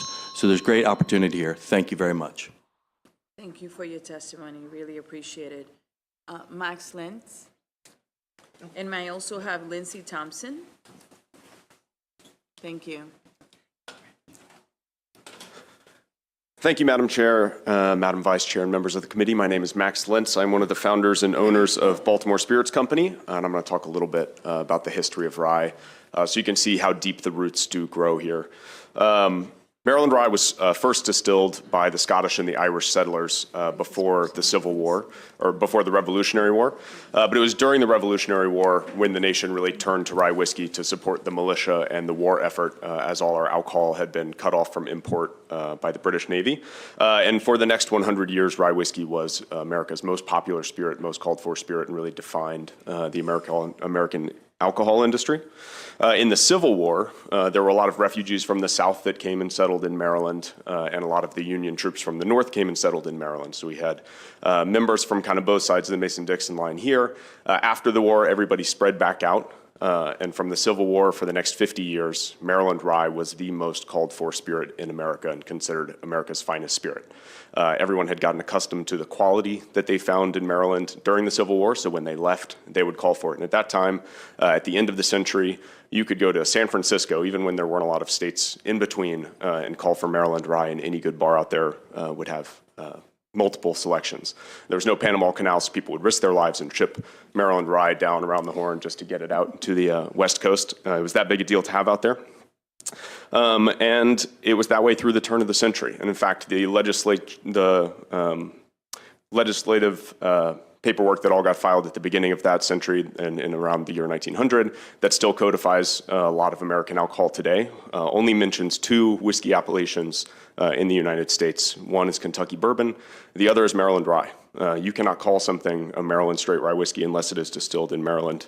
It is one of only 2 whiskey appellations that's actually codified in federal law. And at the turn of the century, it was that important. So it's really not asking anyone to change their mind about rye, just to acknowledge that the roots have always grown deep here. Thanks. Thank you. We have Ms. Lindsay Thompson, and we also have a virtual witness that we are going to allow in. Go ahead. Good afternoon, Madam Chair, members of the committee. My name is Lindsay Thompson, here today on behalf of the Maryland Grain Producers Association with a little bit different spin on the bill. Besides the fact that rye makes tasty whiskey, it also is a value-added benefit and diversification for Maryland grain farmers. So currently about 50 grain farmers statewide produce rye for harvest. But something that's interesting about rye specifically is, again, not only is it good for making whiskey, but it's also good for the Chesapeake Bay.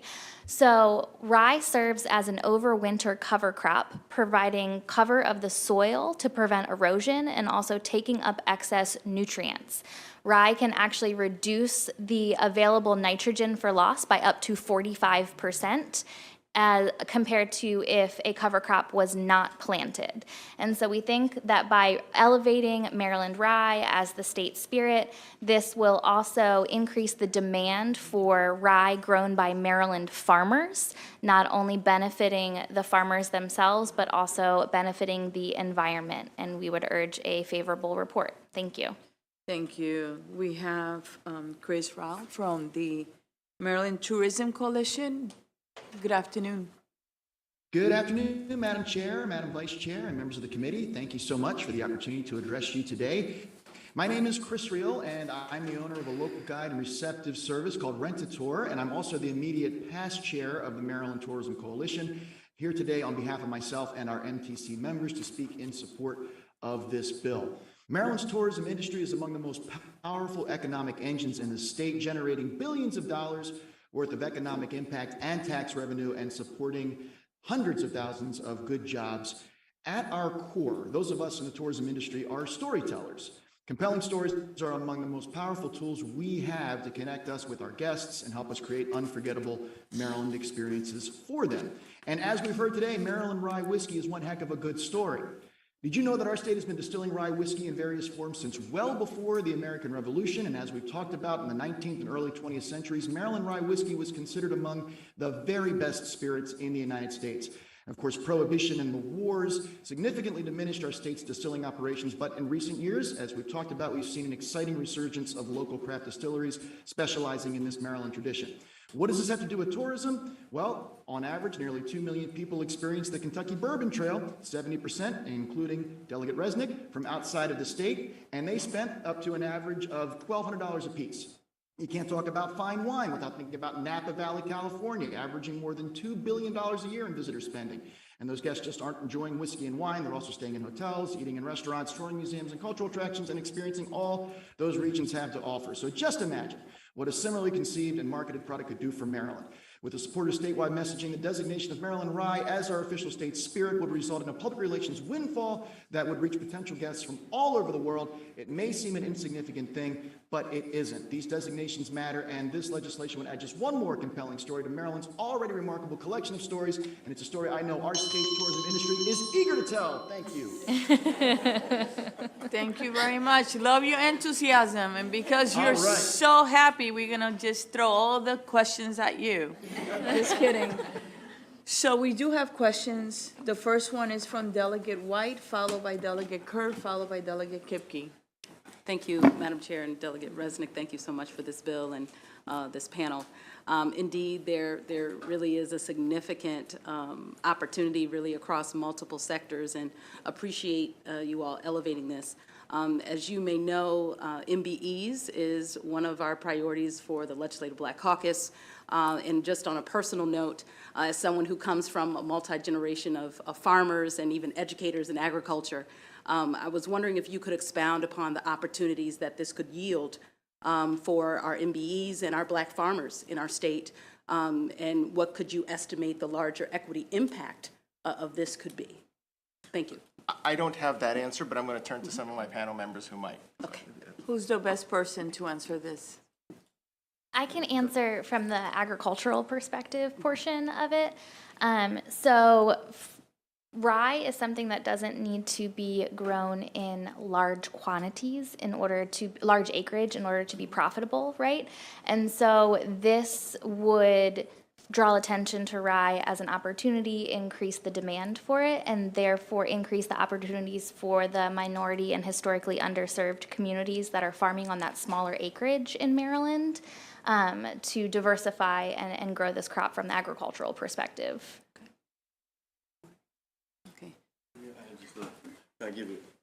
I'm going to allow it. Usually we do only one because we sort of cut it in the question in two parts. If you can address the other part. The other part being the yep. Yeah. So just to kind of give you an idea, like we harvested over 1 million pounds of Maryland grown rye last year, but we mill over 5 million pounds annually. and we're constantly looking to expand our farms. So just knowing and meeting folks like this, we don't even know these opportunities exist. And we'd love to learn more. We have a whole DEI committee that constantly evaluates who we're doing business with. And so these relationships would mean a lot to us. I know that, just personally speaking. Bet. Thank you. Delegate Kerr, followed by Kipke, followed by Rosenberg. Thank you, Madam Chair. Madam Chair, I'd like to buy a second question.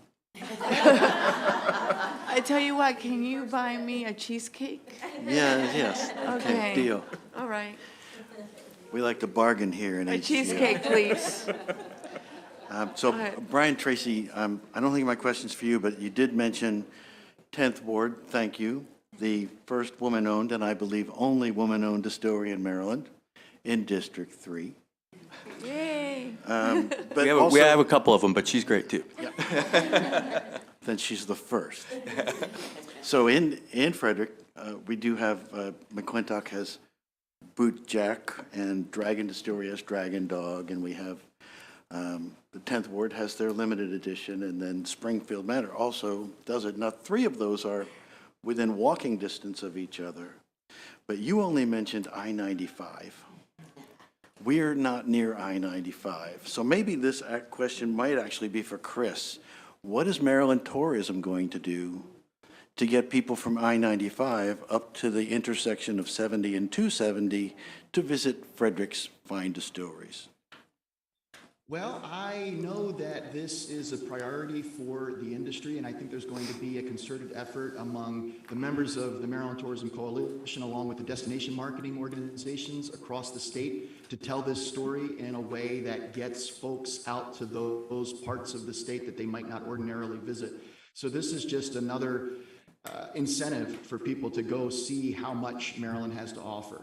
While they're out there in Frederick, after they visit those distilleries, they can also take in the beautiful scenery and spend the night in a hotel, eat in the restaurants, and do all the other wonderful things that Frederick has to offer.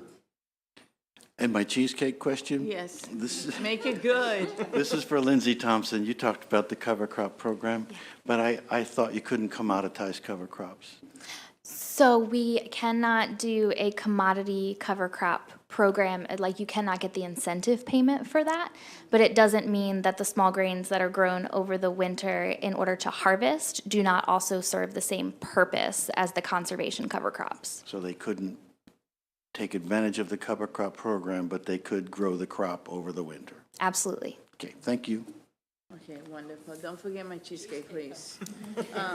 Delegate, and sooner than later. Delegate Kipke, followed by Rosenberg.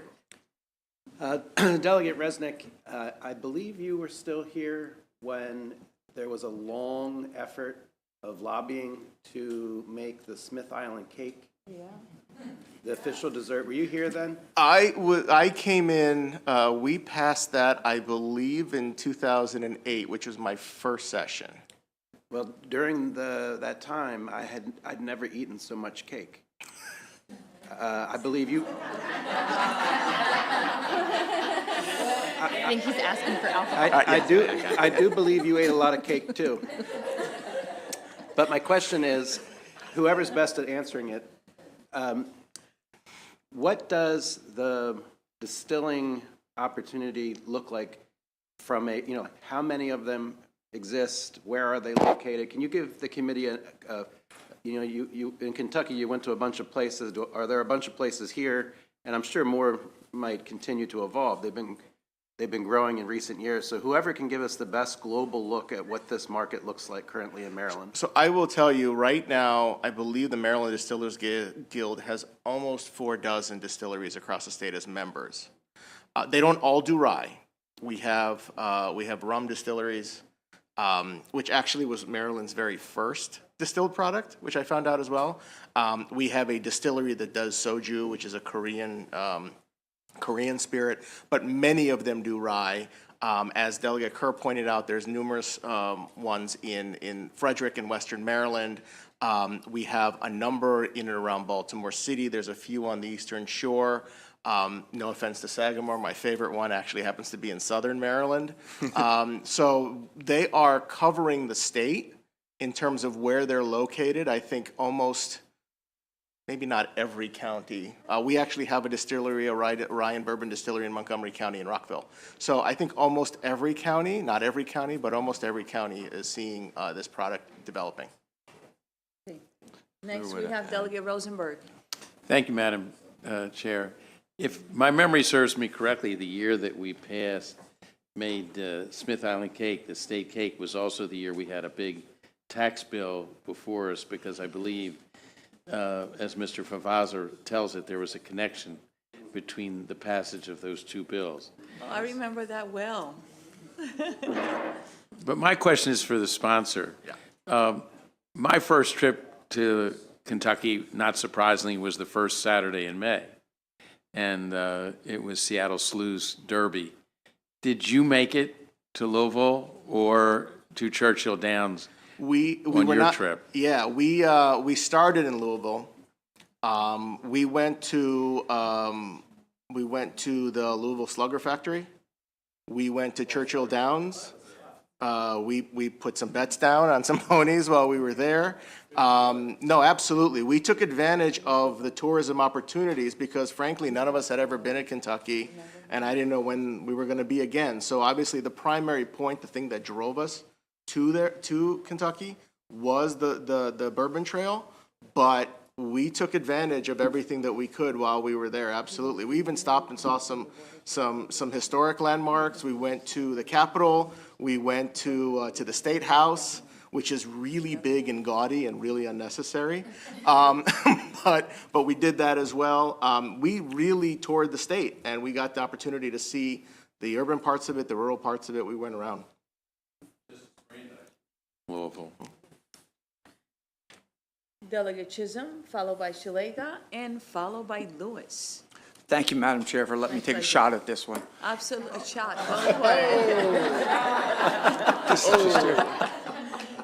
First of all, I'd like to say, I prefer mine with the single ice ball. But, See, you know. for the witnesses, this is crossover week, right? We've been at this for, we're down to what? How many days, guys?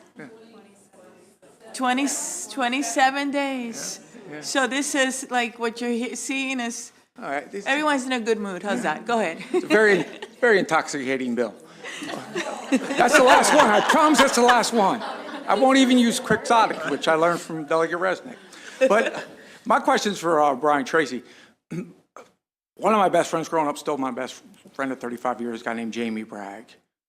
This is not my real question. I'm going to follow up. My real question will follow this, but do you know anybody that can drink more whiskey than my friend Jamie Bragg, who's one of the Under Armour guys that started with Kevin Blank? Maybe, but he is one of the nicest people, and his mom is probably the nicest person on the face of the earth. Joanne is awesome. Yes. My question really is for Port Covington. If this were to pass, I mean, obviously what's happened down in that Port Covington area with the addition of you guys, Under Armour, everything else, has been pretty incredible.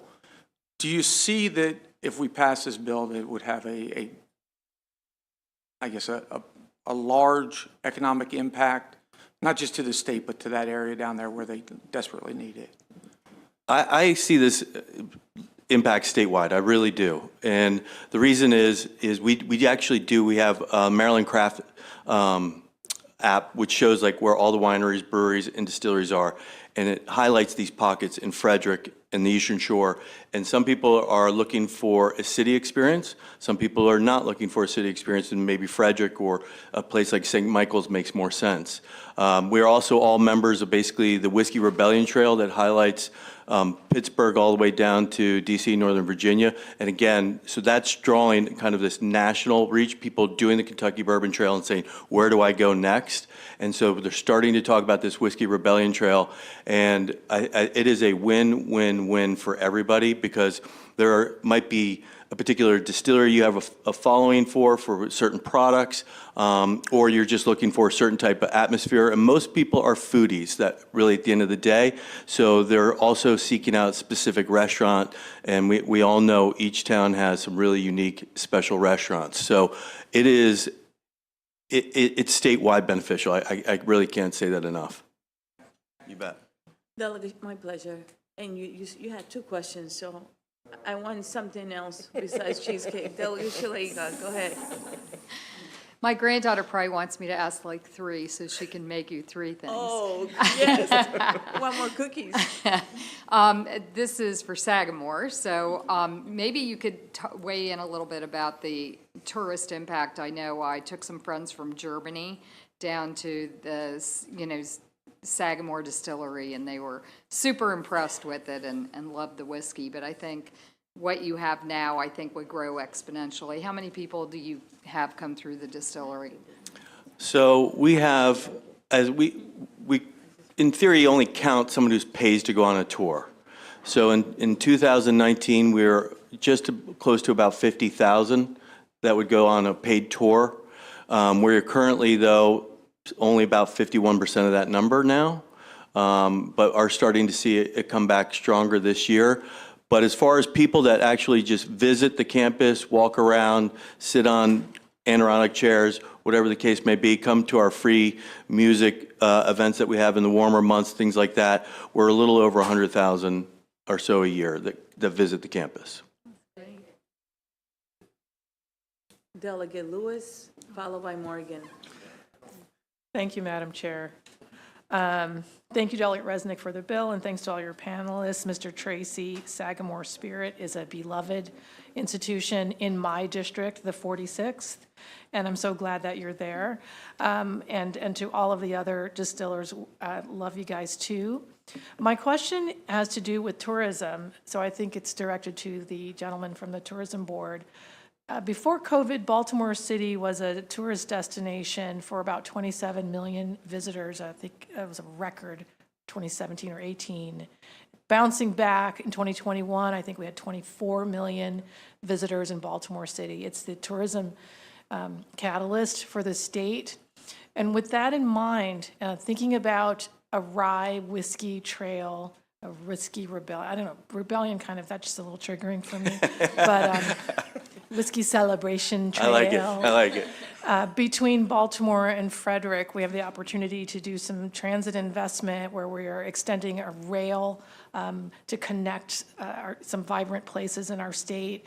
And I wondered if, in terms of a tourism strategy, because if this bill passes and we get rye whiskey as our state spirit, we want to be ready for the opportunity, and I'm just wondering if you could foresee some connection between the vibrant tourism activity in Baltimore City and the enormous opportunities out in Frederick to connect them. Yeah, absolutely. That's what tourism is really all about, especially in a state like Maryland, where you can do so much in a short period of time. We want people to stay as long as possible, but if they're coming to the state to visit our whiskey trail, we want them to see as much of the state as possible while they're here. And I think that's a fantastic idea, to connect the city with other parts of the state through this story. The through line is the Maryland rye whiskey. And we have lots of through lines like that when we're talking about marketing the state. This would just be one more great story that we could tell that would attract people to the state in the first place, and then get them to stay longer and experience all of the other great things that the state has to offer. So I think there is absolutely going to be a lot of collaboration among the city and all of the surrounding counties, and I think you're going to start to see a lot of itineraries and packaging, putting together experiences with restaurants and hotels and other attractions and museums and all kinds of things that this could lead to. Thank you. Thank you, Madam Chair. My pleasure. Delegate Hutchinson. So Haley, you sort of got off the hook here today. And I'm going to leave you off the hook. This is for the delegate. Are there any amendments on this bill? And if not, could we have one just in case somebody else wanted to be a sponsor on the bill? I believe that it is chair's discretion to allow members of the committee to jump on a bill. Needs to be amended. When you pass it.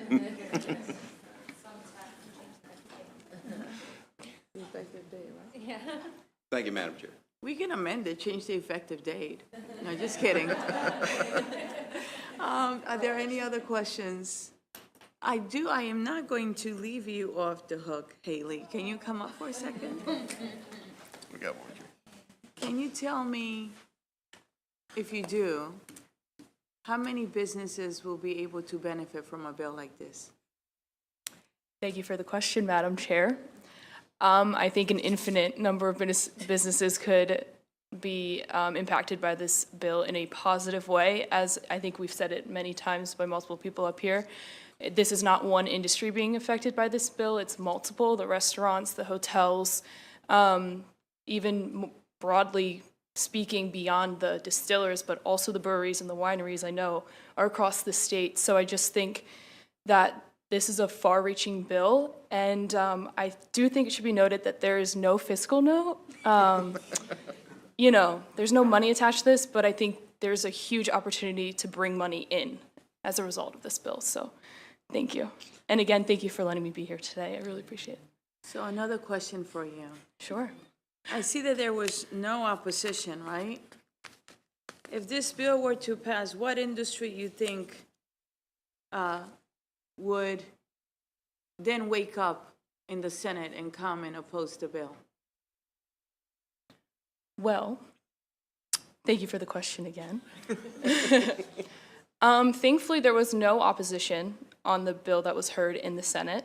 However, going forward, I don't, again, see any opposition coming forward because this is overall beneficial to everyone.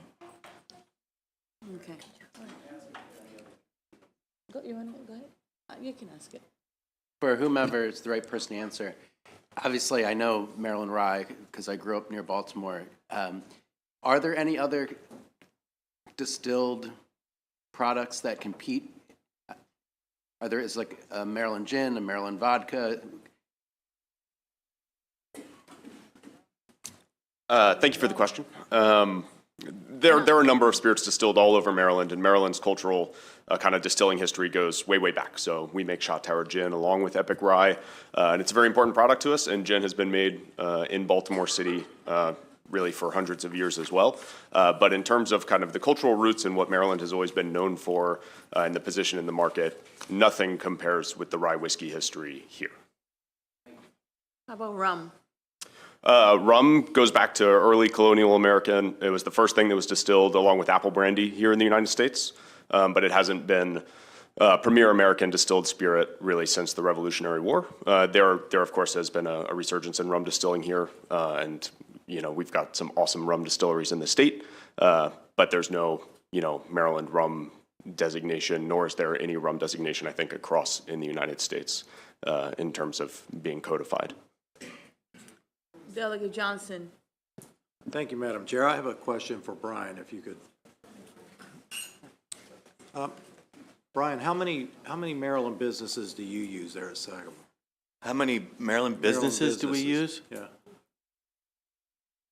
Great question.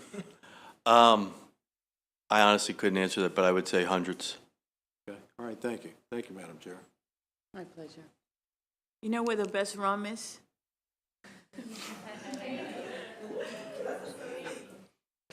I don't. Please tell me. I will say that. I will say this because I've been there and I had it. Dominican rum. Dominican Republic. Anyway, some people would say Haiti, Puerto Rico. Anyway, and I have to say, I took it is not a question, and I'm breaking my own rules, but it's almost the end of session.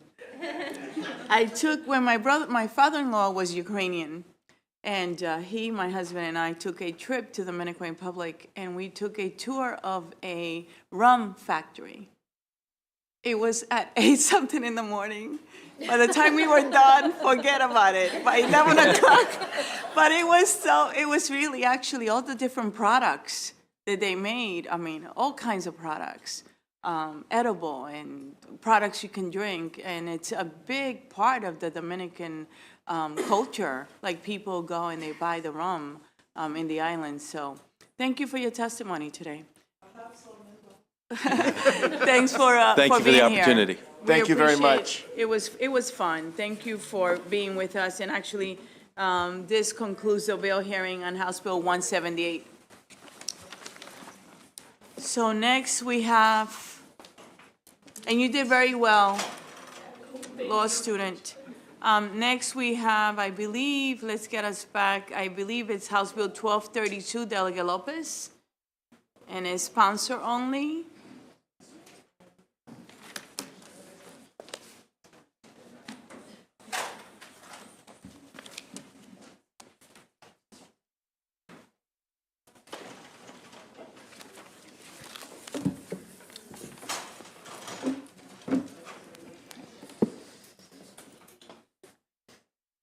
Good afternoon.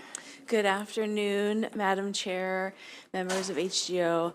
I regret to inform you this bill is not quite as fun as the last one, but it is very important, and I urge your favorable report.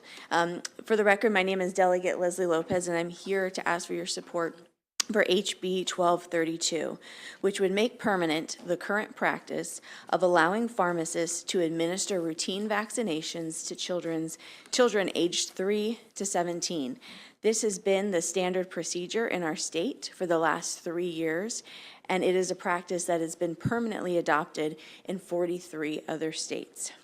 During the pandemic, the federal government, under the Trump administration, changed the Public Readiness and Emergency Prepared Act, PREP Act, to allow licensed, trained pharmacists to administer FDA-approved vaccinations that follow the CDC schedule of vaccines to children aged 3 to 17. The vaccines given in pharmacies are safe, routine, highly regulated, and provide a convenient and effective way to reach families across the state and across the country. Many rural counties have low numbers of family physicians who can be difficult to reach depending on the distance, and of course each individual's access to public transportation. Lower income families might not have access to a medical home or be able to take time off of work to get a doctor's appointment. The bottom line is this: pharmacies are just more accessible. Nearly 90% of the entire U.S. population lives within 2 miles of a community pharmacy. Our constituents have now come to depend on this accessibility. We are one of only 7 states who has not made this change permanent. And according to a Morning Consult poll, 85% of Marylanders support allowing pharmacists to provide routine vaccinations. To address the specifics, under this bill, pharmacists are required to have the same training as physicians and any other clinician who administers vaccines. They also receive the same training on how to handle adverse reactions. Pharmacists will be required to upload information about the vaccine into Immunet and ask the child's guardian if they have a pediatrician. If they do not, the pharmacist is then required to refer the guardian to one. According to data from last year, 46% of Maryland's children do not have a medical home. This bill requires pharmacists to connect parents with pediatricians. So to summarize, HB 1232 merely continues a practice that our residents have already come to depend on by permanently allowing pharmacists to provide FDA-approved vaccines to children aged 3 to 17, ensuring that we can continue to protect our youngest residents from vaccine-preventable diseases. So I thank you for your time, and I would ask for favorable support on this bill, which has no fiscal note. Thank you. Thank you for your testimony, and we're going to open it up for questions from the committee. We're going to start with Delegate Morgan. Thank you, Madam Chair. My pleasure. Thank you, Delegate. I was looking at this bill, and in the bill it says this deals with any individual who is at least 3 years old, but under the age of 18. When it drops down to the bottom, and I believe in number 6, it talks about adult caregiver who is accompanying the child. So that's not a legal guardian. Caregiver, is that just someone that's bringing the child to the pharmacy? Sure. So it's already in our state law who can provide consent for a child to be vaccinated. And to give you the specific reference, it's in our general health article, section 18 4A-10 through 15. And I have it printed out here too. I don't think it's a part of my written testimony, but it has to be, well, a parent is defined as a natural or adoptive parent or a minor, guardian of a minor, or any other person who under court order is authorized to give consent for a minor, right? And then in the subsequent sections, it goes through the procedure for if a parent or guardian provides authorization for someone else to get their child vaccinated. And you can either, I mean, there's a whole, I could go through this or just send it to you, but basically whether you give that permission verbally or written, you have to come in with a verbal written note expressing that you have consent from this parent. it has to be recorded, what type of vaccination the child is receiving. I mean, there's a procedure in place.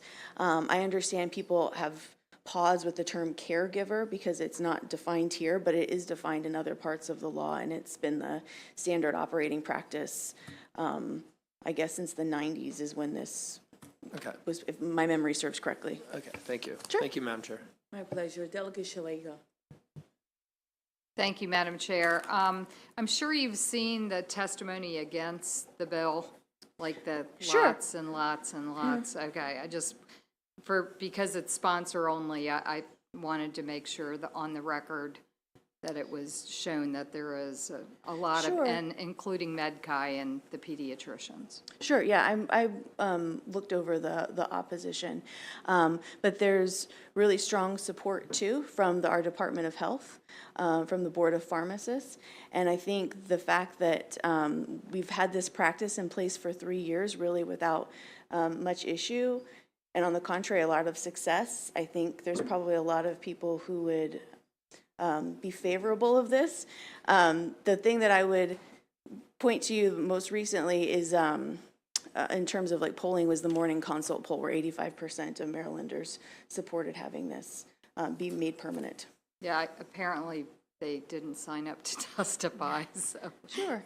And I guess they're not all here. You'd have to buy us dinner. Thank you. Yeah, I'm trying to be expeditious and mindful of the committee's time and my confectionery budget. Any other questions? Delegate Kipke. Thank you, Madam Chairman. I'm looking at data as it relates to what pharmacists can administer throughout the country.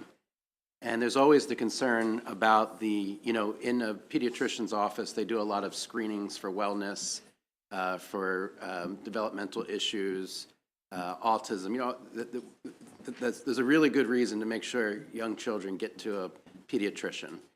And I understand that not everybody can do that. You talked about the fact that some children don't have a medical home, but they should, and we need to make sure that they do, because the pharmacist isn't going to be screening for the things that the pediatrician is screening for.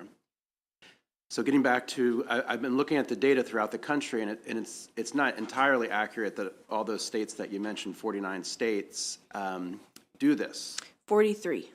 43. They do not do this. So, for example, many states have it at 7 years or older, and that's because a lot of those early screenings are so important, and they don't want a lazy parent or an overly busy work parent to take the path of least resistance. The elementary school requires that there's a certain amount of vaccines be administered for enrollment.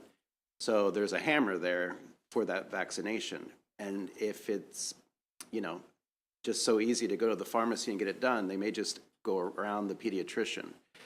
So I'm just curious, your opens it up to 3 and older. And for example, only, it looks like 4 states allow that currently at 3 and older.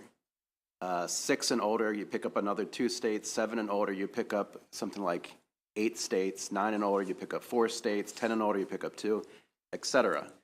So I just ask you to, and I'll send this to you, take a look at the data that exists around what other states are doing, because just a blanket authority at that very young age, I think, is what might be causing the opposition. Sure, well, I thank you for that. I don't think it's kind of like apples and oranges, right? The question, or a false choice, that's what I should say. If you don't have access to these routine vaccinations at pharmacies, people might just not get their kid vaccinated. I mean, if it's a time crunch, that's the option, right? Everyone would, of course, love to take their child to a pediatrician, but sometimes scheduling can be a problem. And so if people in our state are accustomed to having this as an accessible way to vaccinate their child, it seems unfair to take that away. Some more about this. Sure.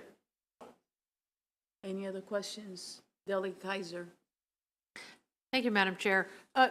Delegate Lopez, thank you for this bill. I had a question, and it's a little bit of a follow-up to something that Delegate Kipke said about everyone should have a primary care physician, but it seems like that's part of the problem. Not everyone can afford it. So could you address that, how this bill fits in with that? Sure. So it's a part of the procedure for a pharmacist who's administering an immunization to go through a battery of questions, just like, as women, when we go to see our primary care physician, there's certain questions that are just asked, it's a standard of care thing, right? Pharmacists have the same battery of questions that a physician would have, but one of the things additionally they have to ask is, do you have a pediatrician? Do you have a medical home? And if the parent responds, no, we do not, then it is their job as part of the procedure to refer them to a pediatrician. And so this is a way to make contact with people who might otherwise be medically unhomed. I saw Delegate Olston and then Delegate Johnson. Thank you, Madam Chair. My daughter's had the same pediatrician since 6 weeks old. And around her teenage years, the pediatrician stopped doing vaccines for people who had health insurance, which I thought was really strange. And she would only do it if you had the state-free insurance because of the rising cost of the vaccines. And she started referring us to a pharmacist to get the vaccines done because her office would no longer pay the exorbitant price when she could get the same thing for free for people who couldn't afford it. That being said, isn't it safer for people to just get the vaccines, aside from our political differences on vaccines, for them to actually be able to get the vaccines versus not having access to them at all? Yeah, I mean, I think if you have the option to be vaccinated, whether it's a pharmacist or through a pediatrician, it's just better to be vaccinated. And the vaccinations we're talking about are the ones that are on the CDC schedule, so your MMRs and that variety that, I think we've all probably had if we attended public school or daycares. You're welcome. Delegate Johnson, followed by Lewis. Thank you, Madam My Chair. pleasure. Delegate, do you, I know you have a copay when you go to your pediatrician. Do you know if pharmacists charge to give vaccines, and do you think that's why they're so popular to get vaccines at the pharmacy? I don't think that they do charge a copay. And maybe that would, if I had the choice to not pay for something versus being charged a copay for a wellness visit, that seems a more economical choice. My pleasure. Delegate Lewis. Thank you, Madam Chair. Thank you for the bill, Delegate Lopez. I'm looking at the fiscal note, and I see no substantive state impact, no direct local impact, but a potential small business effect. And I'm just wondering, in terms of the small businesses that might experience an impact of this bill, could it include local independent pharmacies? I'll just reflect that this session so far, we've heard many bills about the challenges and needs of local independent pharmacies. Many of them feel threatened with their ability to survive as businesses. Could this bill potentially help independent pharmacies add or keep another service in their offerings and strengthen their ability to be successful small businesses? Sure. No, I think that's an excellent point. Many of us, when we go into a pharmacy, we pick up other things while we're there. We realize we need to restock toothpaste and all the other, home commodities that need to be restocked. So it makes sense for independent pharmacists to be supportive of this bill for many reasons. My pleasure. Any other questions for the sponsor? Seeing none, thank you so much. Really appreciate it. This actually concludes the bill hearing on House Bill 1232. Next, we have House Bill 1272, Delegate Bagno, Maryland Insurance Commissioner Enforcement, Specialty Mental Health Services and Payment of Claims, Sunset Extension. Delegate Bagno, this is a oral testimony, sponsor only.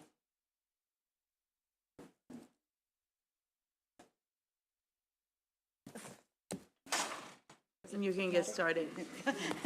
Thank you. Thank you, Madam Chair, Madam Vice Chair, and members of the committee. For the record, I'm Delegate Heather Bagnall, District 33C, Anne Arundel County.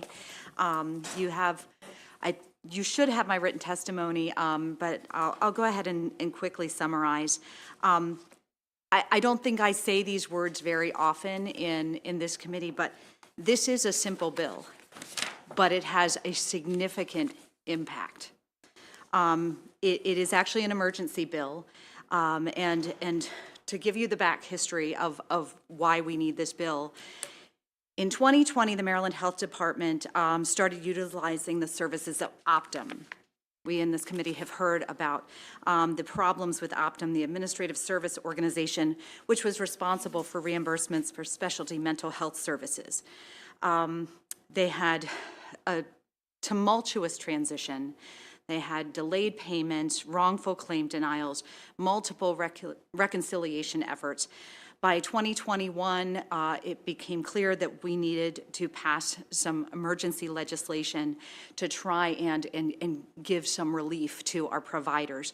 So we passed a bill to allow the Maryland Insurance Commissioners to enforce a provision of code requiring the ASOs to pay claims on mental health services. It gave them authority in oversight, investigation, examinations, and enforcement of a consent order. It also allowed them to ensure that any penalties that were required were not then passed on to the taxpayers. Because we assumed that this issue would be resolved, we sunset that bill in 2 years. But as this committee is aware, we've had briefings about the continued challenges of Optum's, particularly with those clean claims and with the reconciliations. So House Bill 1272 simply extends the sunset for another 2 years to make sure that we can keep the oversight authority squarely maintained within the Maryland Insurance Administration. This is really, really essential. Without this bill, our mental health services are at risk of failing across the state as a result of unpaid claims. And with that, I respectfully request a favorable report on House Bill 1272. Thank you for your testimony, for putting in the bill. Are there any questions for this delegate? Seeing none, thank you very much.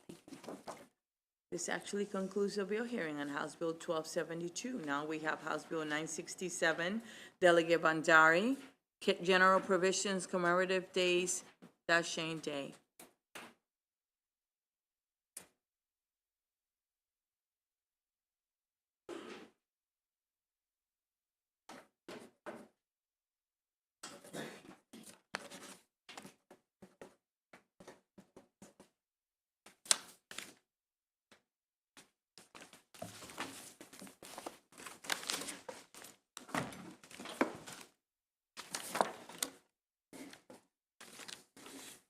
Delegate Bandari. Yep.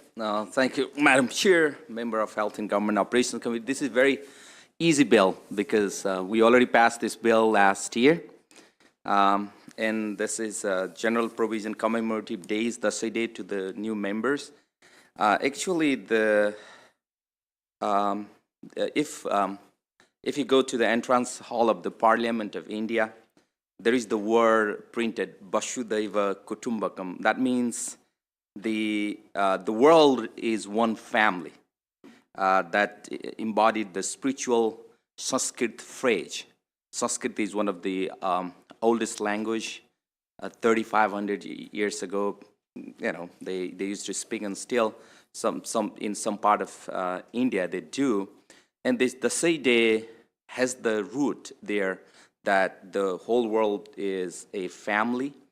And this is a cultural festival originated in Nepal that celebrates the victory of good over evil. And it is also celebrated in several other South Asian communities here in Indian Americans, Bhutanese American, Bangladeshi American. And our home has, according to 2021 survey, the Maryland has over 475,000 Asian Americans. And the majority of them are South Asian here. And these communities are growing. And South Asian immigration is expected to continue to rise in the coming years. Then uprooting one's culture and establishing a new home in a foreign country is very challenging. If we look the immigration's trend, people migrate from one country to another because of two things, either push factor or pull factor. And they go through different, I would say, the chains and acculturations, and there is a lamentation phase, and they kind of feel alienated. They feel kind of secluded. Then, they become more vulnerable, right? And when we recognize this cultural festival, it will help. And recognizing this, the Shea Day will not solve all these issues like, mental health in Gonan, hate crime. It is not going to solve that, but it would send a clear message of welcome, support, and solidarity. And they matters, right? Sometimes this, like diversity is a happy talk sometimes. And the pandemic has intensified challenges for all the communities, including the minorities community, including a 150% increase in anti-Asian hate crime. And although President Biden has condemned these hate crimes, then we can do more. Recognizing and celebrating the diversity of our cultural blend can help good triumph over evil, and it will not cost anything for the state. In my research, I've done extensive research on political participation and linguistic integration, and that indicates that a clear majority of the respondents to my research from South Asian community do not feel recognized, and they feel that they do not have a voice in a political and cultural discourse in the country.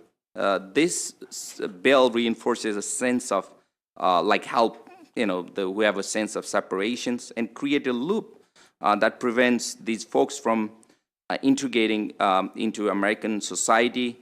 And recognizing the Shea Day through the passage of this bill will send a clear message that the Shea matters and diversity matters. Therefore, I urge a favorable report on House Bill 967. Thank you for bringing this bill forward. Are there any questions for the delegate? I see Delegate Kerr. Thank you, Madam Chair. Delegate Bandari, I remember this bill from last year, and you had a vote of 123 to 5. You had a Senate crossfire, but it didn't move. This year, I see you have no Senate crossfire. I don't. Do you have any assurances from the Senate that they'll look at it this year? Once we pass from here, I think we could go there. But you haven't talked to anyone over there yet? No. Okay, thanks. Absolutely. Any other questions? Okay. Seeing none, thank you so much. Thank Tell you. me what happened last year. Sometimes we don't have an answer what happened, Okay. I tried my best, Did it get but I would stuck say in the rules? time constraint, not in the rules. I had a cross-file bill, and they did not move that version. So sometimes it's very hard to pass the bill, as we all know. Yeah. So, Absolutely. And well, you know what? You're trying. Yeah. So you're persistent. Thank you. Yeah.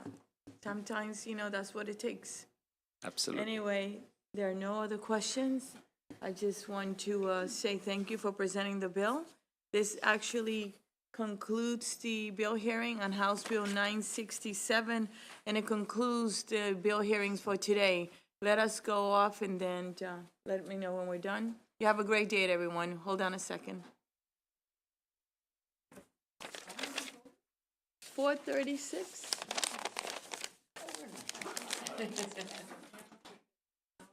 Let me know when we can speak. 15 seconds, 1 second.